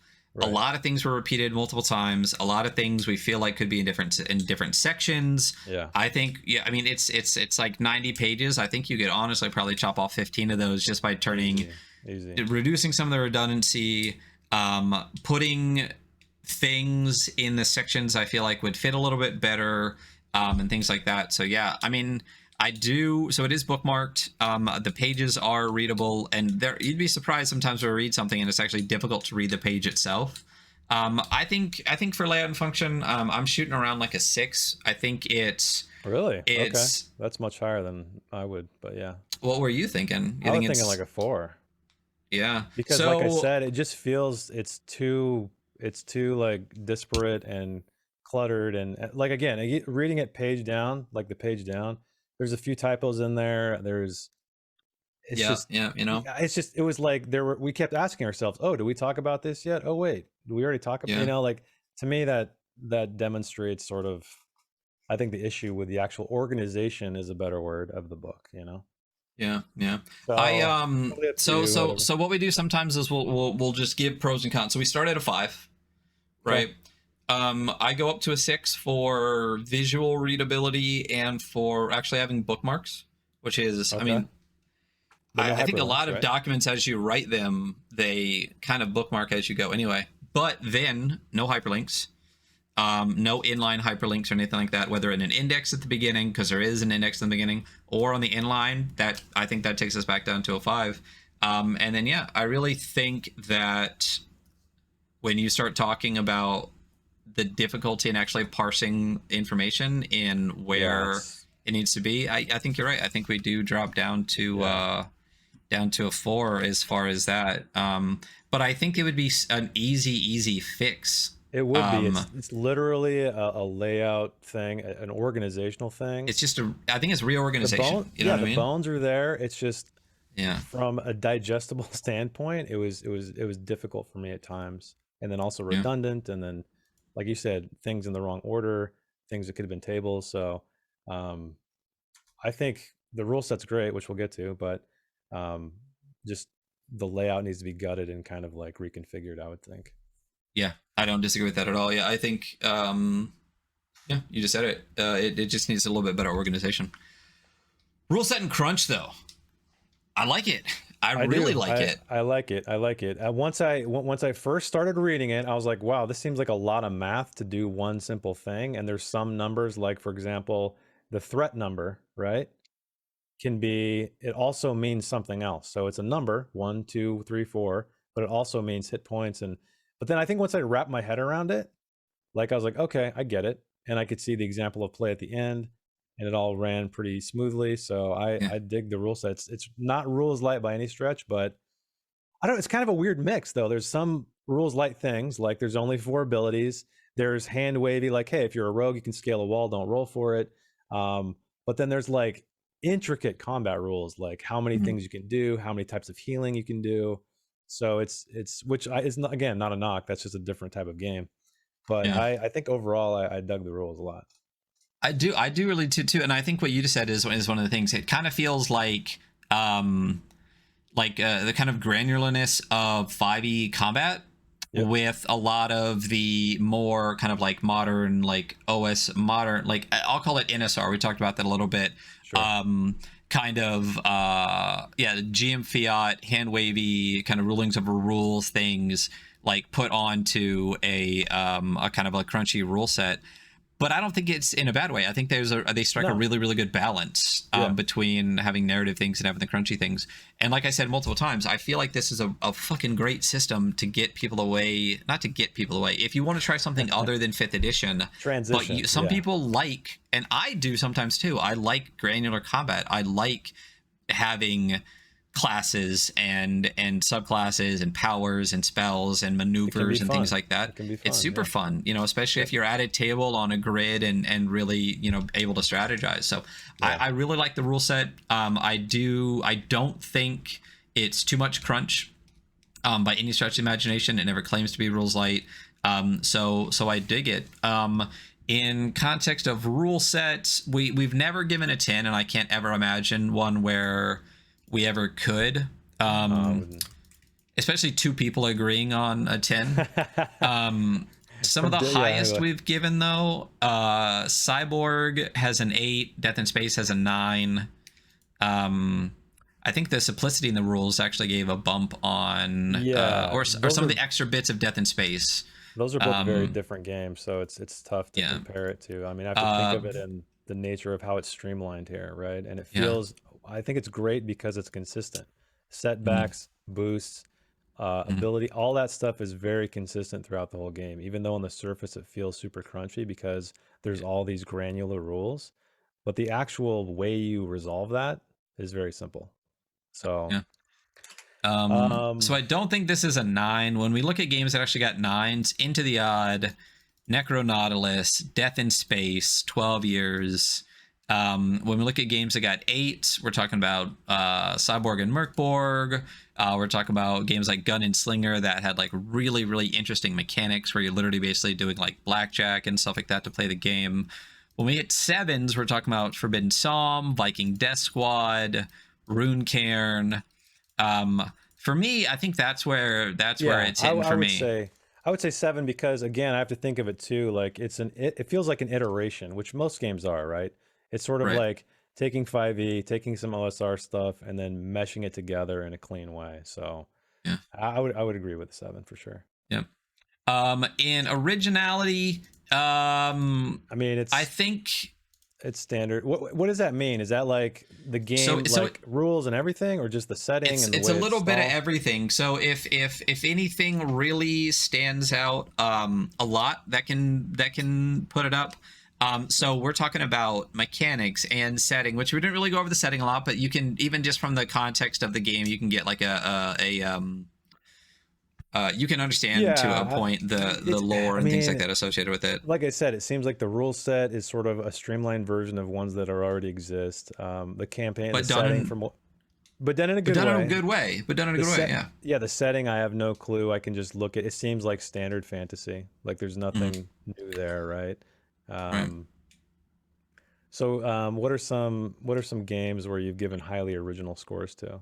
Highly original Cyborg we really liked because there is kind of that, we because it's cyberpunk, and I know cyberpunk always has like dark to it, that's literally half of it, but the mix of the kind of like gore occult aspect into cyberpunk really made us love that. And also when you look at layout, some of the mechanics that are in it, like just overall it just felt good across the board. Best Left Buried had a 7, which this kind of reminds me of a lot in the kind of setting. Best Left Buried has a little bit more of a horror aspect to it, but the rule set is a little bit more original. Forbidden Psalm got a 7. It is derived from Merkborg, but has some cool bits to it. So Red Giant, like a 6 or 7, like around there, probably. I think I'm between a 6 and a 7 on this one. I'm trying to look at ones that we actually gave 6s on. And there aren't a whole lot. I think 7 is kind of our low number for a lot of these. We've never given a 6 for originality because there's always, even just looking at the rule set itself and some of the fun, interesting bits of that. Yeah, for me, the most original thing about this game is changing and I don't know, maybe this exists in other games, but it's not having a modifier for a stat, it's having a die. To me, that kind of was the original part of this game, from what I could tell. Yeah, I like that, and I think that for me, I think that gives it the 7 then. Even just for some of the really fun, cool mechanic-y bits to it. And there are some cool stuff in the lore too. Not saying that like standard fantasy with a little bit of cool bits isn't crazy or anything, but I do like the setting and a lot of the way that they do the rules a lot enough to bump all the way up to that. And then value. Gosh, seems like you get a lot for your value. You get the GM screen, you get a bunch of books, you get an adventure, right? If you go with the box set, for sure. Like $30, right? It was, gosh. I can see it on Amazon right now. Maybe that's not the box set, but the core rules is $29.99. Yeah, I think the box set is. I think it was. Gosh, I don't remember if it was $39.99 or $49.99 plus shipping. So let me look real quick. It's $50 total with shipping for the entire box set. Which I think is a pretty darn good deal because this is a nice box and a nice box dice, set. You get a pencil, you get a GM. I mean, screen. And it's got like text on all aspects of it and everything like that. It's 4 different zines in here, and like you just had a shitload of stickers, dice, pencils, everything. So I think between that, what about third-party support or like extra support? Like once you finish this adventure, like is there any kind of content outside of the core book or the core set? So I don't know of any outside of this, but also I don't necessarily you don't count that? It's not, no, I absolutely count that, but you know, compared to something like Merkborg, where we know there's a lot of push and drive for this, you know, I don't think this game is as well known as other games. Sure. I think if it was more well known, people would definitely write content for this. I think it's a really easy system to write a lot of really fun stuff for, since if you just think of everything kind of basically as like a D20, because the dicey mechanics don't necessarily change a lot of some stuff that you could write for third-party content. I don't see a third-party license though. Yeah, I'm but on that doesn't mean right now, and I found Red Dragon. It's just another one of his games. So oh well, there you go. We'll have to look at that. Yeah. So I got a sticker for that. So I'm not sure. I don't think there's a lot of third-party content. I don't know if there's a third-party license. We'd have to ask him. But you get a campaign setting, right? Which is also a huge plus. So many games now don't come with those. So setting, adventure, everything. Yep. And honestly, this entire box set cost about the cost of one D&D book. Yeah, I would give it high on the value scale. I feel like it's a really good value. When I look at some of them, so gosh, we haven't given a lot of high value scores. Well, Merkborg is a 10 because you can literally play the fucking game for free. For free. It's insane. Literally the entire game value. For free. So if that's a 10, I would say like 8 to 9, somewhere in there, depending on however else you guys have. Death in Space was an 8 because damn, I mean, $40 for that fucking stunning book is amazing.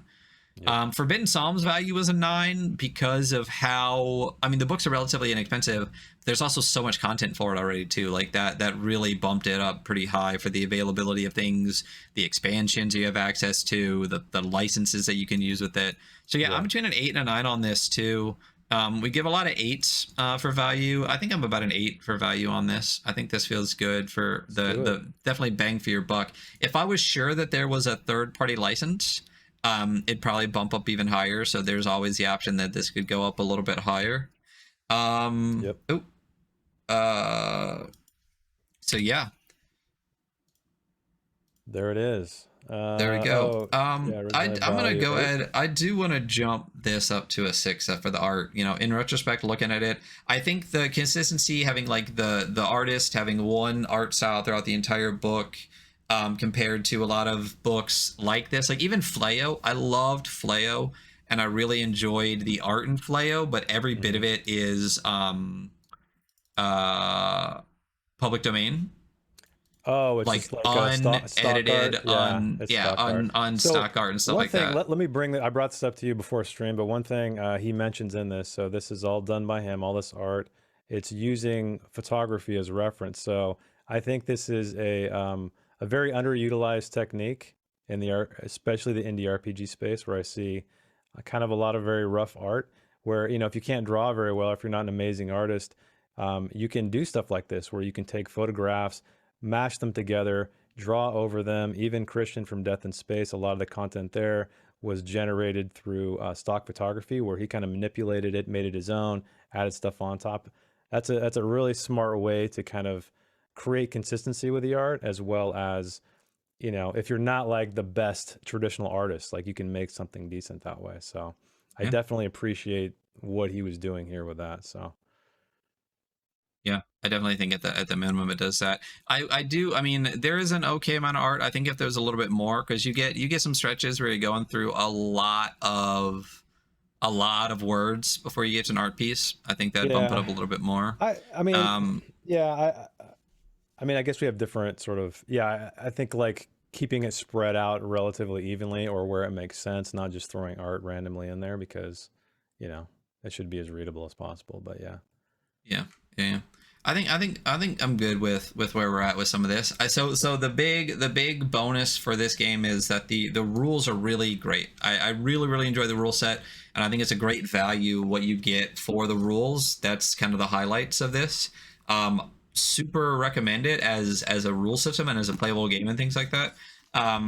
And then it's kind of low points here are layout and function. Just I feel like if that was fixed, this game would be a lot easier to just digest and play. Yeah, I mean, I think that would. I mean, even just getting to like a 6 or 7 would bump this up considerably, and that literally just comes down to a little bit of editing, a little bit of reorganization. I think more than anything, that's the word that I would use to define any critique, is just some better reorganization of some of the content and the material. And you could reduce the size of the book, you could increase the readability of the book, and that's it.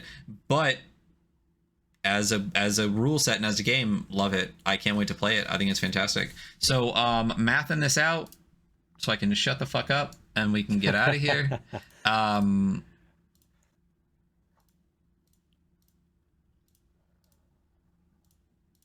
That gives it a 32. 32. And don't forget, if average is a 5 across the board, 25 is average. So this is still definitely an above average game. And with some reorganization of some of the content, this could easily bump more towards like 35, 36, like unquestionably. So that is Eyes Beyond the Torchlight. Thank you so much, Jason, our guest host. Our Death in Space GM, our Merkborg GM, going to be our Cyborg GM, probably going to be our Mothership GM. All that stuff. Our Stockholm Cartel and Free League GM as well. Thank you for being on. Thank you for hosting. This is fun. We'll definitely have to do this again. Check it out, all of our socials, especially our YouTube.